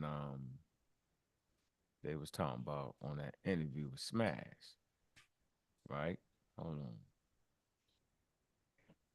That's what they was talking about. But I had already we was fighting about it on the show. Because I'd already know where to get it from Kyra. Because that's the book. Right? That's this book right here. I don't know if y'all can. Well, I showed y'all that book right there. Let me see. Let me get back to the damn thing. All right, y'all can see it, right? Yeah. Yeah, that's this right here. Let me see. So here's the source that he claimed I didn't read. Of course I read this. I had it highlighted in my Kindle. So of course I did. He cut y'all off. Wait, show us another page. No, this is right here, yo. Show us another page. And look, let me finish this. It says slightly later during, come on, yo, you filibustering, playing games right now. It says slightly later during the wars of reunification at the end of the second intermediate period, more evidence can be found which challenges the standard demarcation of Kemet. So they're not challenging what the actual word means, like he just tried to play the game. They're challenging the demarcation, like where's it actually located? See, and that's the conversation that expert was having. Right? That it doesn't have to be in just one place. It could be different chems, but still alluding to the black soil. Right? And that's what this source was talking about. What they're basically saying is that every place, whenever you find a spot, like in a delta, where they had that black soil, they can call it the Kemet. So they was trying to say that it's not just on a delta, it's not just in Egypt itself, it can also be in a delta.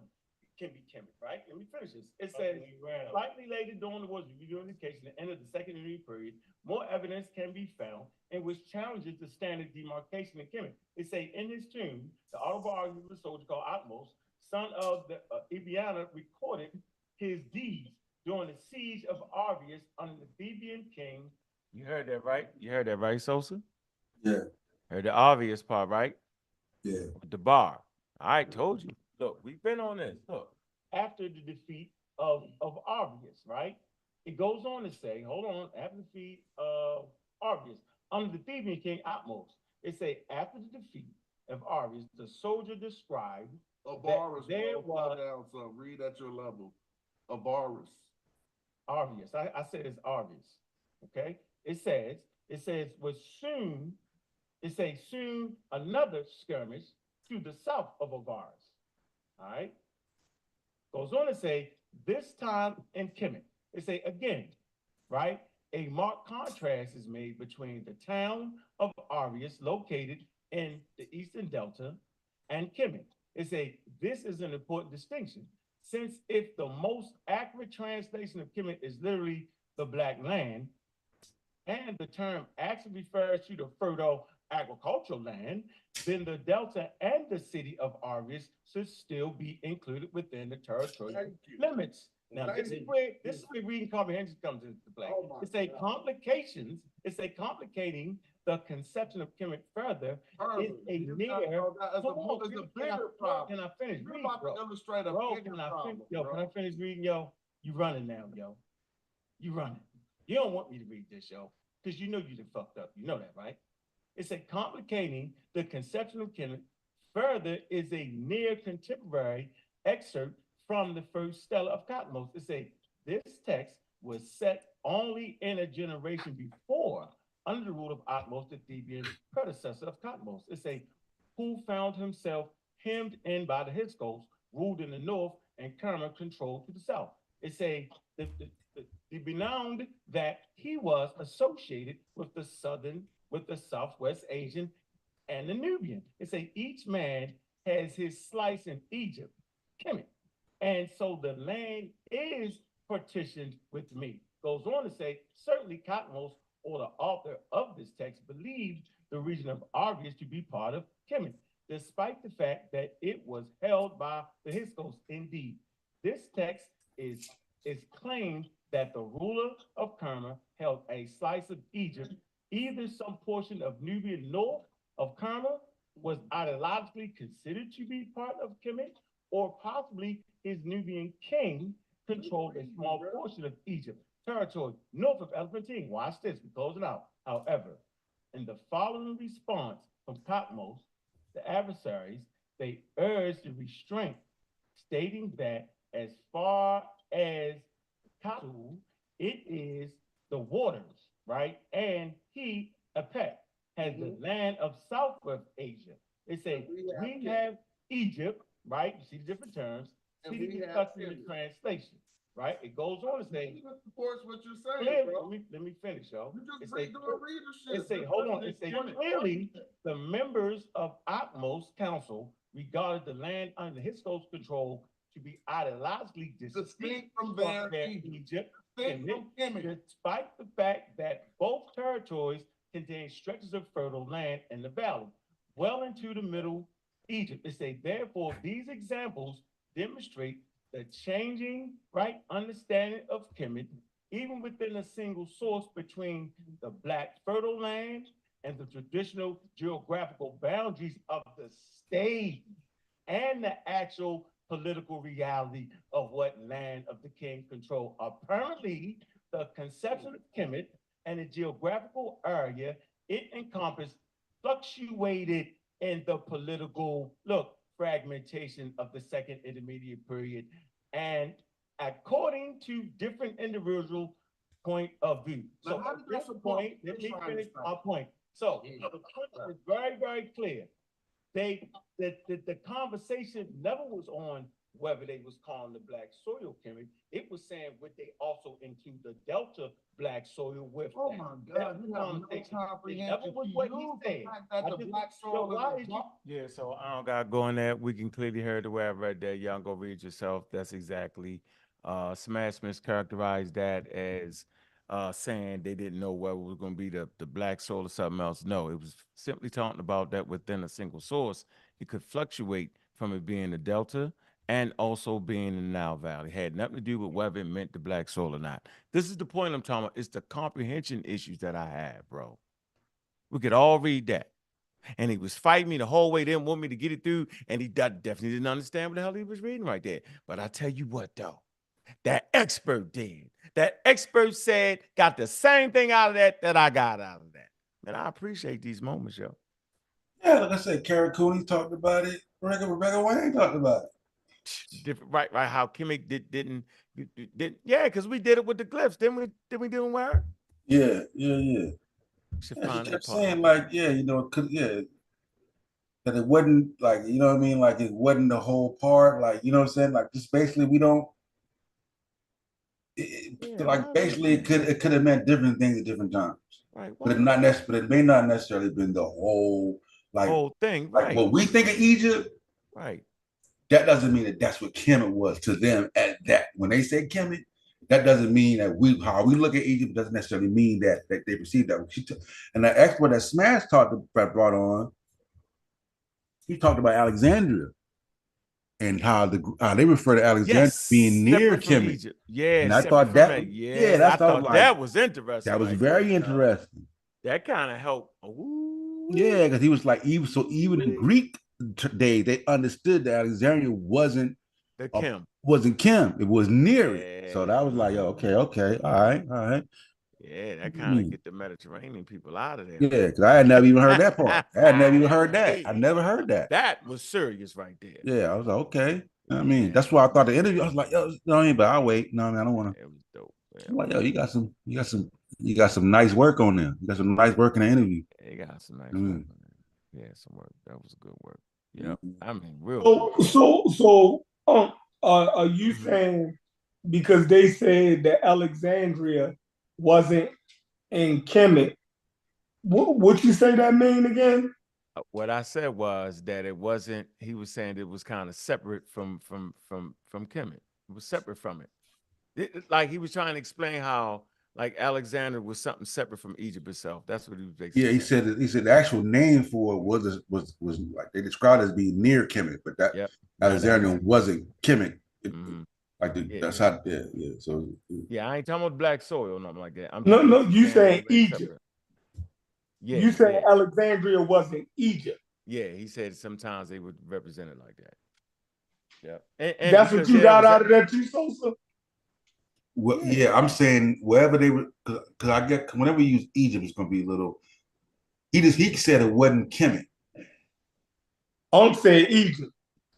Egypt gonna be problematic because I don't know. You know what I'm saying? I'm gonna say Kemet because that's what you get out of that. We gotta hear whatever Kemet was to them. Alexander was near it, but Alexander wasn't Kemet. So was Deseret? Was Deseret in Kemet? No. You're getting past my pay grade now, but I'm gonna say no. No, right. I know what you're trying. You trying to think I'm saying that that's not Egypt at all, and because we kind of, I think based off the way we probably gotta listen to it again and get that real right, because I'm thinking he was meaning that it could be showed as being separate. Egypt. See, when you say Egypt, separate from Kemet. Yeah, that's just Egypt mean everything. Egypt is gonna be, you know what I'm saying? That's what I'm saying. Yeah, so Egypt is everything, and Kemet is not everything. Right. So I think they fighting over whether Kemet is everything. So I don't know. So we could listen to that again. But I bet you I won't be stupid with it for 3 years straight. But so Smash likes to read what's that story? The Elegant Peasant. Yeah. Right. So I think that in the Elegant Peasant, the people was in Egypt proper, right? Okay. And they said they wanted to go down to Kemet. Right. So we clearly see that the Egyptians seeing Kemet as being, you know, a region or a place separate within the political body of Egypt. Right. Yeah. Somebody told us something. Like being in, like being in, like you like basically you in Baltimore, be like, I'm going downtown though. Yeah. Or like saying, what's the river? The Mississippi, right? Like if I say I'm going down to the Mississippi, right? It don't mean that I'm still not in the United States. You get what I'm saying? That's just a part of a region in the United States. Or if I say I'm going down to the Gulf Coast, you dig what I'm saying? I ain't saying I'm not in the United States no more. You dig what I'm saying? Yeah. So you think that's what the Alexander thing is? He's saying? No, I've never heard it. I'm just saying the way that you have said it like you get Mediterranean people out of there with that statement. I'm gonna throw it because you was on the panel. I'm gonna throw that in and hype you up.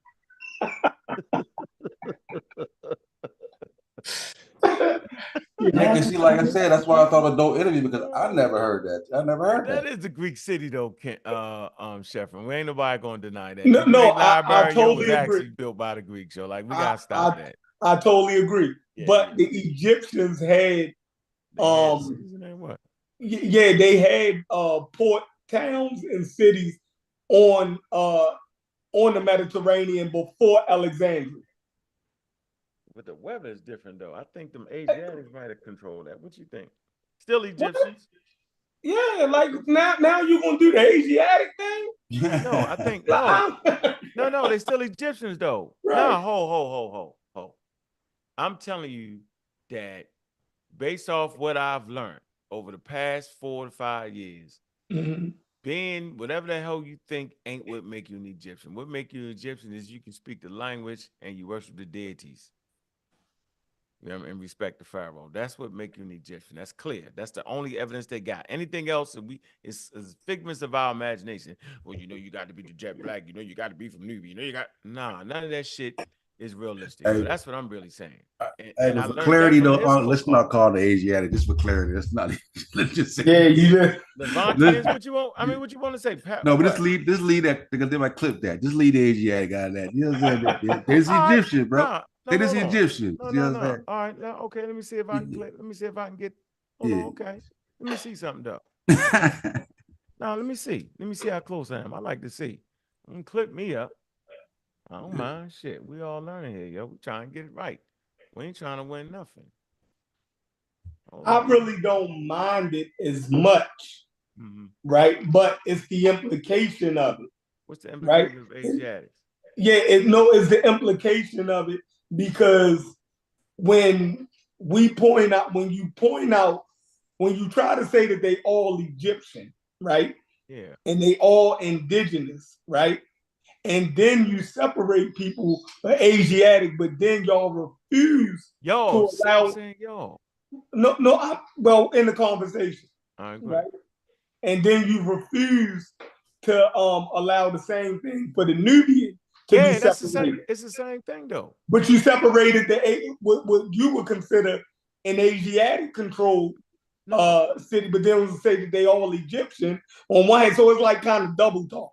All right. Well, but then we try to point out the Nubian difference. Let me sing. Y'all say no, they just Egyptian. You think what I'm saying?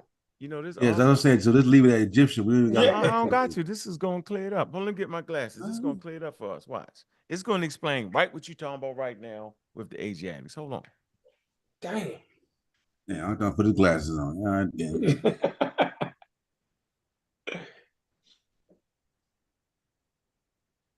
Yeah, like I said, hell of an interview though. Like I said, just the snippets was dope. That sound like hopefully he release it though. That shit was dope. It was dope.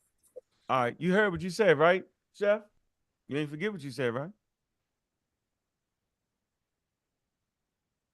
Chef. Yeah, I heard it. You better pay attention, nigga. I'm about to swing on you.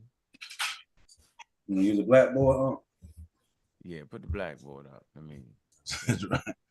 Show them blackboard. Oh, to get it. My argument is with how y'all use it though. No. Hold on. No, you say the pushback. Yeah. Ain't no put. Look, I'm gonna show you. It's the same. Watch this. Watch how they do it. All right. Let me see. Okay, here goes the word. All right, and a title Hika Kasu, meaning rulers of foreign lands, hill country. While much is misunderstood, it say we know the Hyksos comprised a small group of West Asian individuals who ruled northern Egypt, especially the Delta, during the Second Intermediate period. All right. Okay, hold on. For decades, the writings of Ptolemaic Egyptian historian Matheno influenced the popular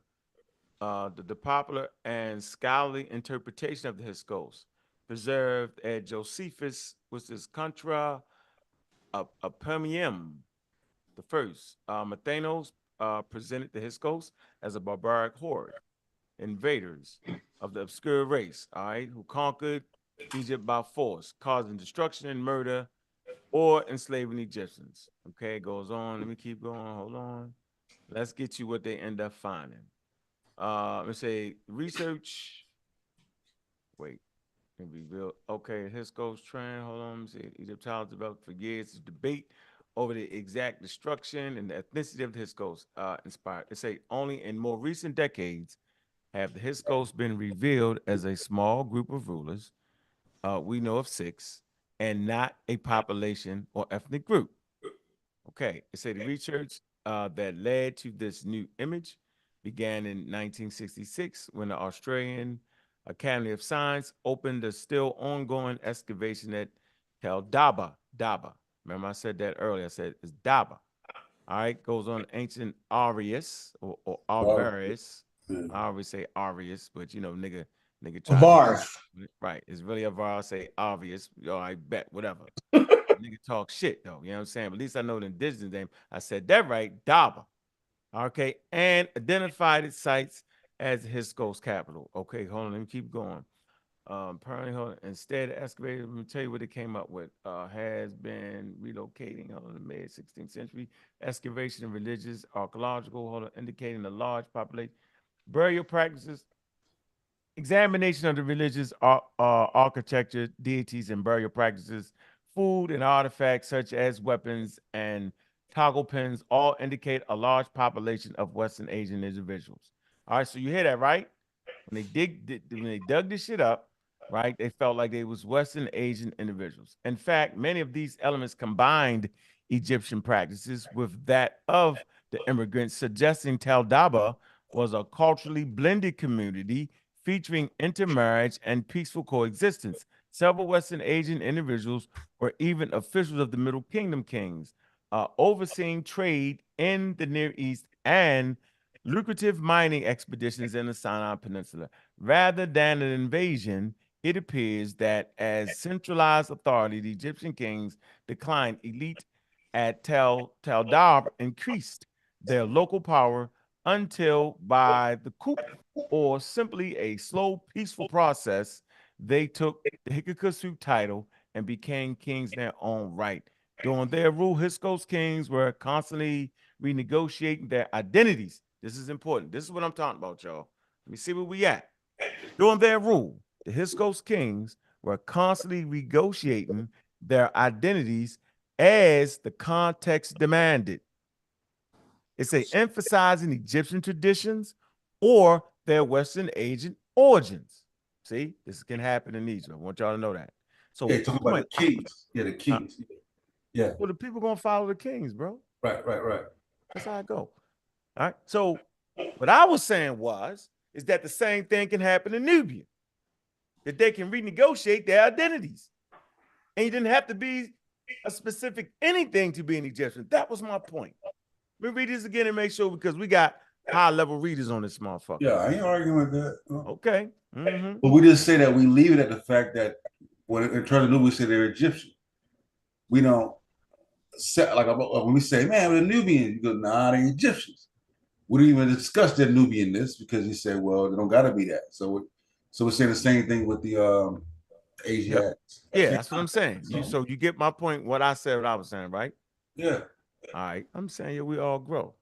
Okay, let me finish. It says they adopted elements of Egyptian kingship, including royal titles, thrones, names, hieroglyphic inscriptions, scribal activity, and worship Egyptian pantheon. Yet they maintain an unusual Hyksos titles such as Semitic, Amorite, personal names, and the major monuments of their capital city were unmistakably Near Eastern agricultural style. It say they also modeled Egyptian administrative structures with tribal approaches of Amorite groups like those of the Middle Bronze Age sites. In Mari and Khotan, it say the recent discovery of the fragment of the cuneiform tablet in the place of Arius or Averus indicates the Hyksos renamed and diplomatic contact with the highest Amorite networks, in this case, the old Babylonian dynasty of Hammurabi. That's some interesting shit right there. It's a good read right there. Y'all can finish reading that, but I just wanted to make that point right there. That what exactly is Egyptianness? I think,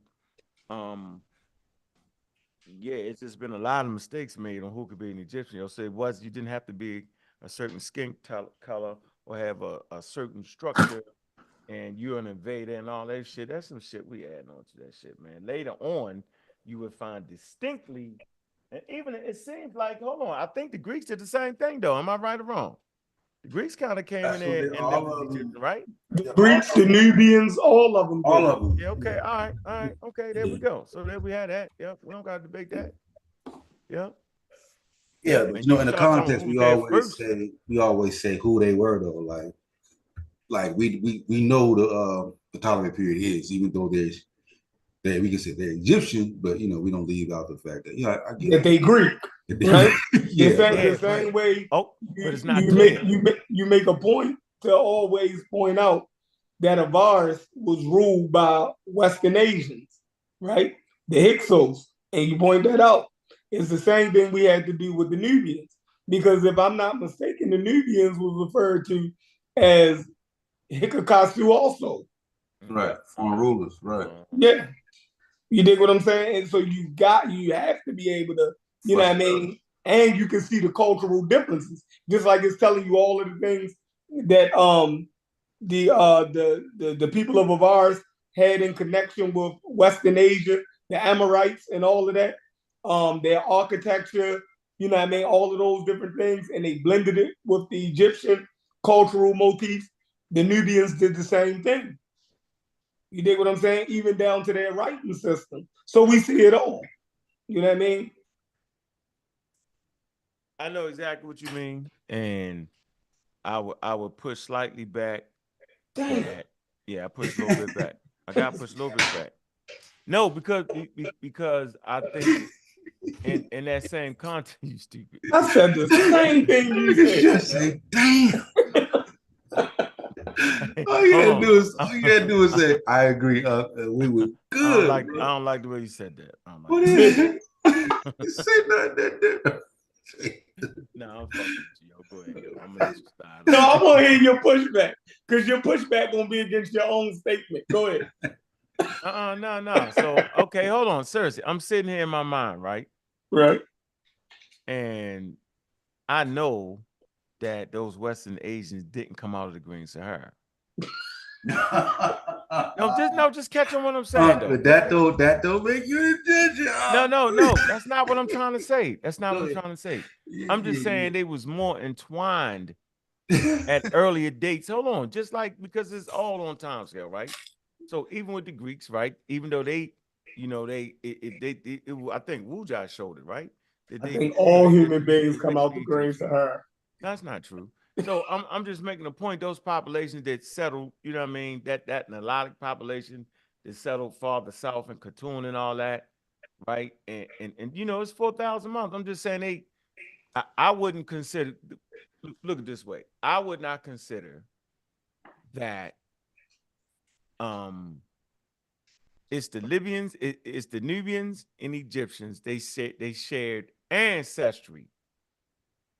That's the difference right there. Now, as far as by time it's time to become an Egyptian, right? That they could be just as Egyptian as anybody else. I'm talking about the Asiatics. That I understand, though. I just wanted to add the nuance to it. That's my point with that. So yeah, I'll take it that way. All right, that's yeah. I think that's I don't know if that's, you know, well, hell, Chef think the motherfucking Nubians is black people, so that might throw a wrench. You might think I'm trying to say something I'm actually not trying to say, but I mean, you trying to say they got black ancestors, ain't you, boy? I know. Yeah, I ain't that shit no more. Yeah, anyway, crazy, man. Anyway, man, like how you didn't understand, like, because I was telling them, Chef, like back in the day we were having a fight, and he was arguing, he was smashing them. Like, we used to talk about it, yo. They trying to slip the Nubians in there, yo, because the Nubians are recognized as black. Like, we used to talk about that shit. Mm-hmm. So, yeah, we used to always say that. Like, that's what I said. I can't believe you didn't see it. Like, yeah. No, I didn't, because I'm always on evolution, you know. And the issue, I tell you what the issue really got to be. No, but you're running with niggas who's pushing the black Egypt. But I ain't got no choice but to run with niggas because y'all was pushing the Mediterranean niggas. No, I was not pushing Mediterranean. Mediterranean is in Africa. I was saying y'all trying to ignore the Mediterranean influence. And it doesn't hurt Egypt that they had influence. Everybody get influence. That's what I was saying. It's not a big deal. And I would say this, nigga, they was Egypt without that influence first. I read a source, meaning the Mediterranean did not influence Egypt to be Egypt until later on. That's what I would say, and I can pull that up. That was my argument. I talk chronology. I'm saying if farming is in the Fayoum, and they link that farming to the Fayoum because they got the threads like coming out of that particular region. That's influence. That's what I'm saying. I mean, like just things like that. I'm not saying they define Egyptian culture. Yeah, no, but see, that's different. I'm not saying that. Was Egypt without farming? Yeah, you just said it. Was Egypt without farming? Not at all. Oh, okay. Yeah, I'm not saying that I'm not saying that they define all of what Egypt is. Like that was my argument. That was on that. But I will say this, based off of reading the Dawn of Everything, he talks about how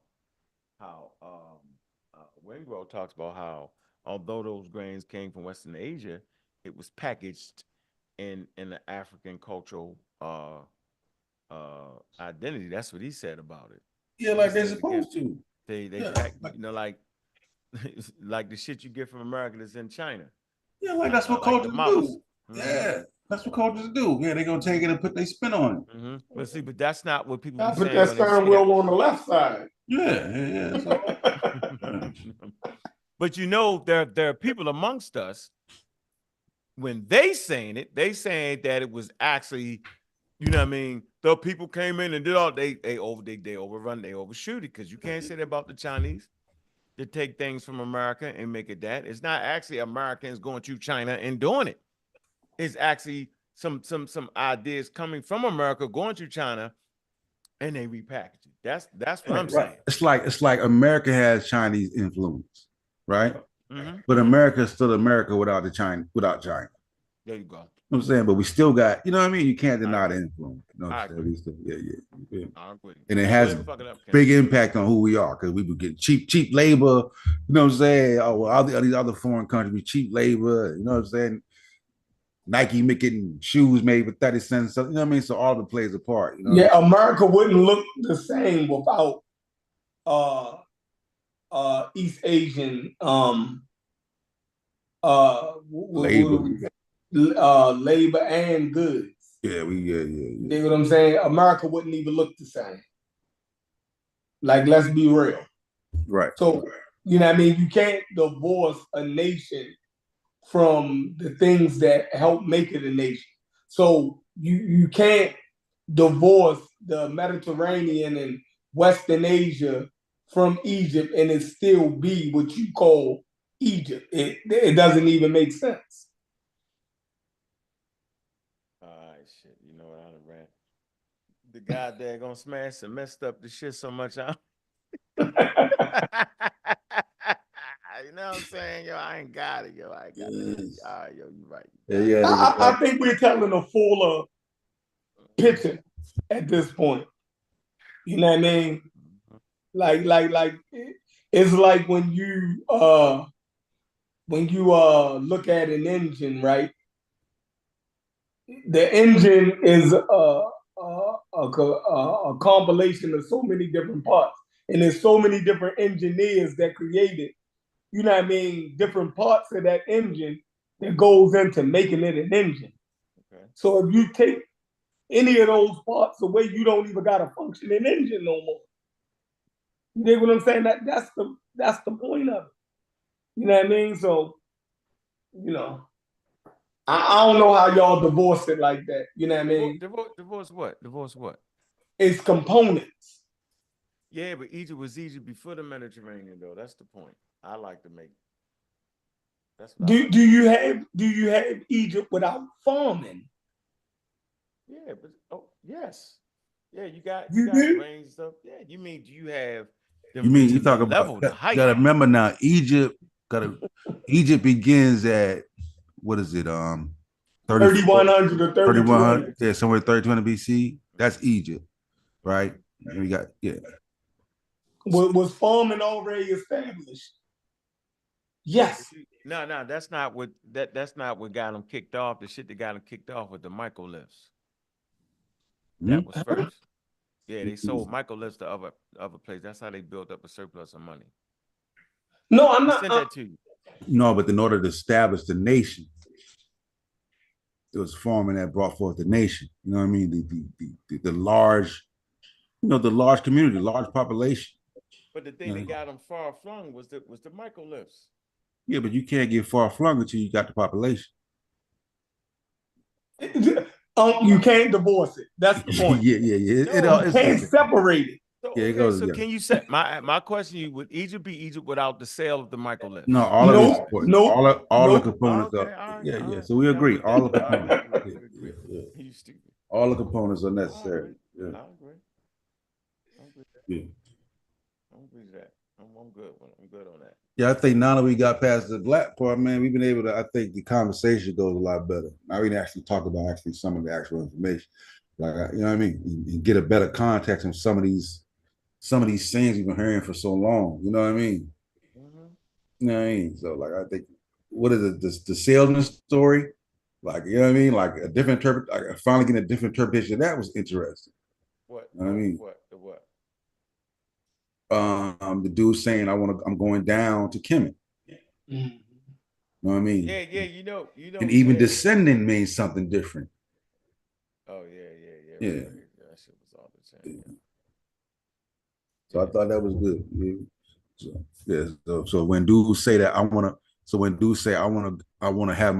be buried in Kemet, it doesn't mean that he wasn't in what we consider Egypt proper. Right? Right. Absolutely. That context is now being flushed out. I'm like, okay, that's dope. That's dope. Yeah. And that's the debate they having. They're not having the debate on whether they call that shit black people. Yo, that's the point. Couldn't believe they tried to ease that shit in like that, yo. Yeah. Oh God. Yeah. So we were rocking for a little minute. Shit. Yeah, You gonna ride tomorrow? Yeah, I'm going tomorrow morning. Yeah. Tomorrow morning. Yeah. All right, shit. I'll pull up tomorrow morning, Miss Friday. Peek in. All right, man. Appreciate y'all, man. All right, for sure. World, man. We're in SOSA's world, man. Top-notch conversations, man.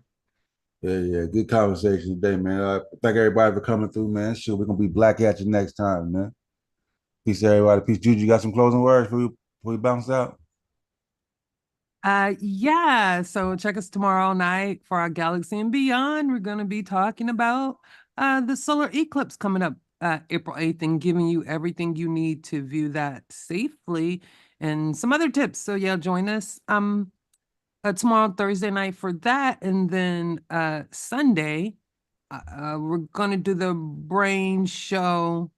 How shall I say? What a twist. Yeah, because we're going to be focusing on depth of expertise, but it does have some things that connect the two shows. So we're just going to do it like that. So that'll be Sunday at 8 o'clock. Oh, Sunday. That's Sunday. All right. Okay. Yeah, because there is some brain things in there. Absolutely, though, G. It sure is. Thing. Yeah, that chap. I ain't playing with you. Let me get back on mute. Be quiet. All right, Miss Tiffany. Miss Tiffany, you got some closing words? Yeah, just thank you all. You don't see them pile of books in a chair next to you. That's mistake. That's why I'm look, I'm leaning away. I'm doing like this. Yo. Hilarious. Oh God, go ahead. I'm sorry. Just so funny. It's cute. Close. I can smell that perfume. You too damn close. Oh God. Thank you all for joining us once again. And Juju and I are also working on a show.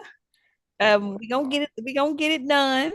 Yeah. We're gonna be on there. May not be Sunday, but it'll be. I want to check. I was gonna say one day. That's cute. You're funny. No No book is happening. No what? No what on the panel? No pseudos. I'm telling you. Now I think women get a pass. Do women get a pass? Down. Yeah, women, you know what though? I gotta admit that y'all do a great job on not being pseudo, but there's twinges of it to hang around you. Just like stand down. Women seem to have a little more affinity to having magical powers. Is it me?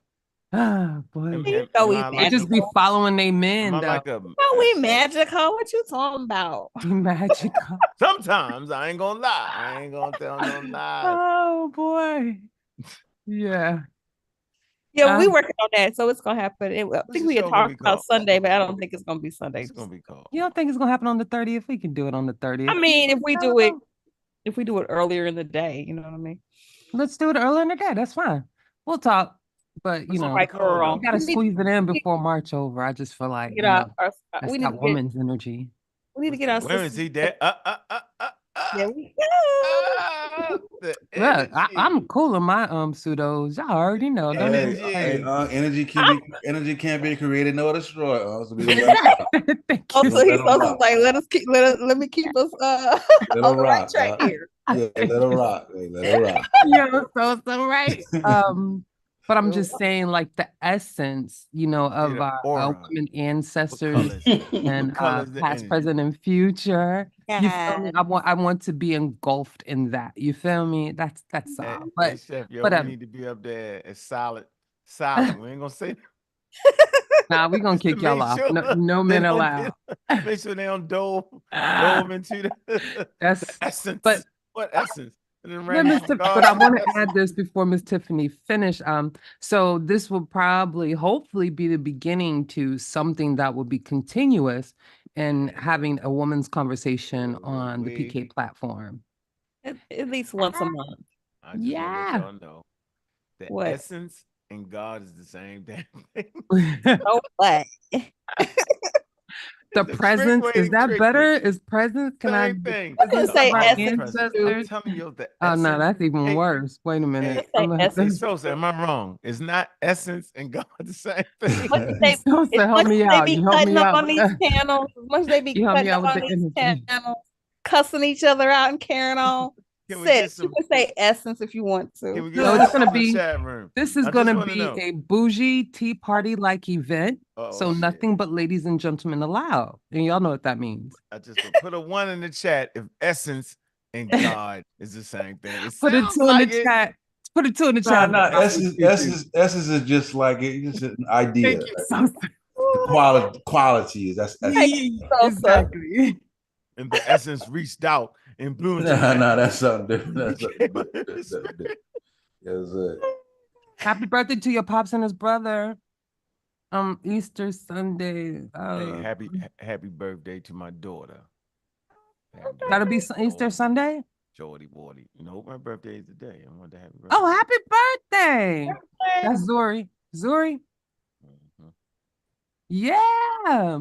What? Happy birthday. See, I'll be listening for contact clues. I'll find out everything about your life. I just listen. I ain't gonna tell you the name. You got the name. I'm not gonna tell you. Oh, okay, never mind. But happy birthday, twins. Marcus says Sunday Easter. I know it's not your real twins, but I'm saying Sunday your Easter, twins, your child. Yeah, like y'all heathens don't there's a lot of people that watch the show outside of y'all heathens. So consider the fact that suit the Smash had. Consider that Sunday is Easter. I'm telling me, call mute. Thank you, Sosa. Yeah. Sosa's world on fire once again. Hold on, Sosa. I'm gonna sing you this. Hold on, before we go. Hold on. We going back to the Nile right quick? No, no, not at all. No. I'm just wondering. We ain't going. Look, he said he not addicted to the Egyptian conversation, like the river, like the Nile River. Yeah, I might go back and watch the whole thing. I said the commentary is troublesome, so I started just trying to skip this much. I was trying to save the Nile, young good. I know. Yeah, I get it. I got it. Yeah, but after an hour through, I was like, you know what? I'm out. I'm not skipping things. Yeah, it did too much. Yeah, I mean, the ad-libbing. Other than that, it was a great conversation. Yeah, I like that. I like the expert. Definitely. I mean, Smash and the interview itself, Smash did a good job, yo. Yeah, I thought so too. Shout out. I ain't gonna sit up here and act like he didn't do a good job. No, he was rocking. You can't take that away from him. I ain't gonna lie. If I did like 2 hours of research trying to find his name and where he was. I ain't gonna lie. Yeah, I sure did. Well, I'm glad you got it. Nah, I quit. ChatGPT, the foremostly expert in linguistics and grammar and Egyptology. And I went to every freaking school and found every freaking picture and put it close up by a blow up. But yeah, I quit after like 6 attempts. I didn't do that many. I don't know why you would say that if you did that live like this. I sure did. I did it because I want to know. How's a bit Egyptomaniac is she? Shoot, that was Egyptomaniac. Hey, so look at your phone. Look at your phone. Blow that up. Look. I did it. Shoot. Hold on, so before you go, hold on. Happy birthday, Katie. Mm-hmm. All right. Oh, don't do now.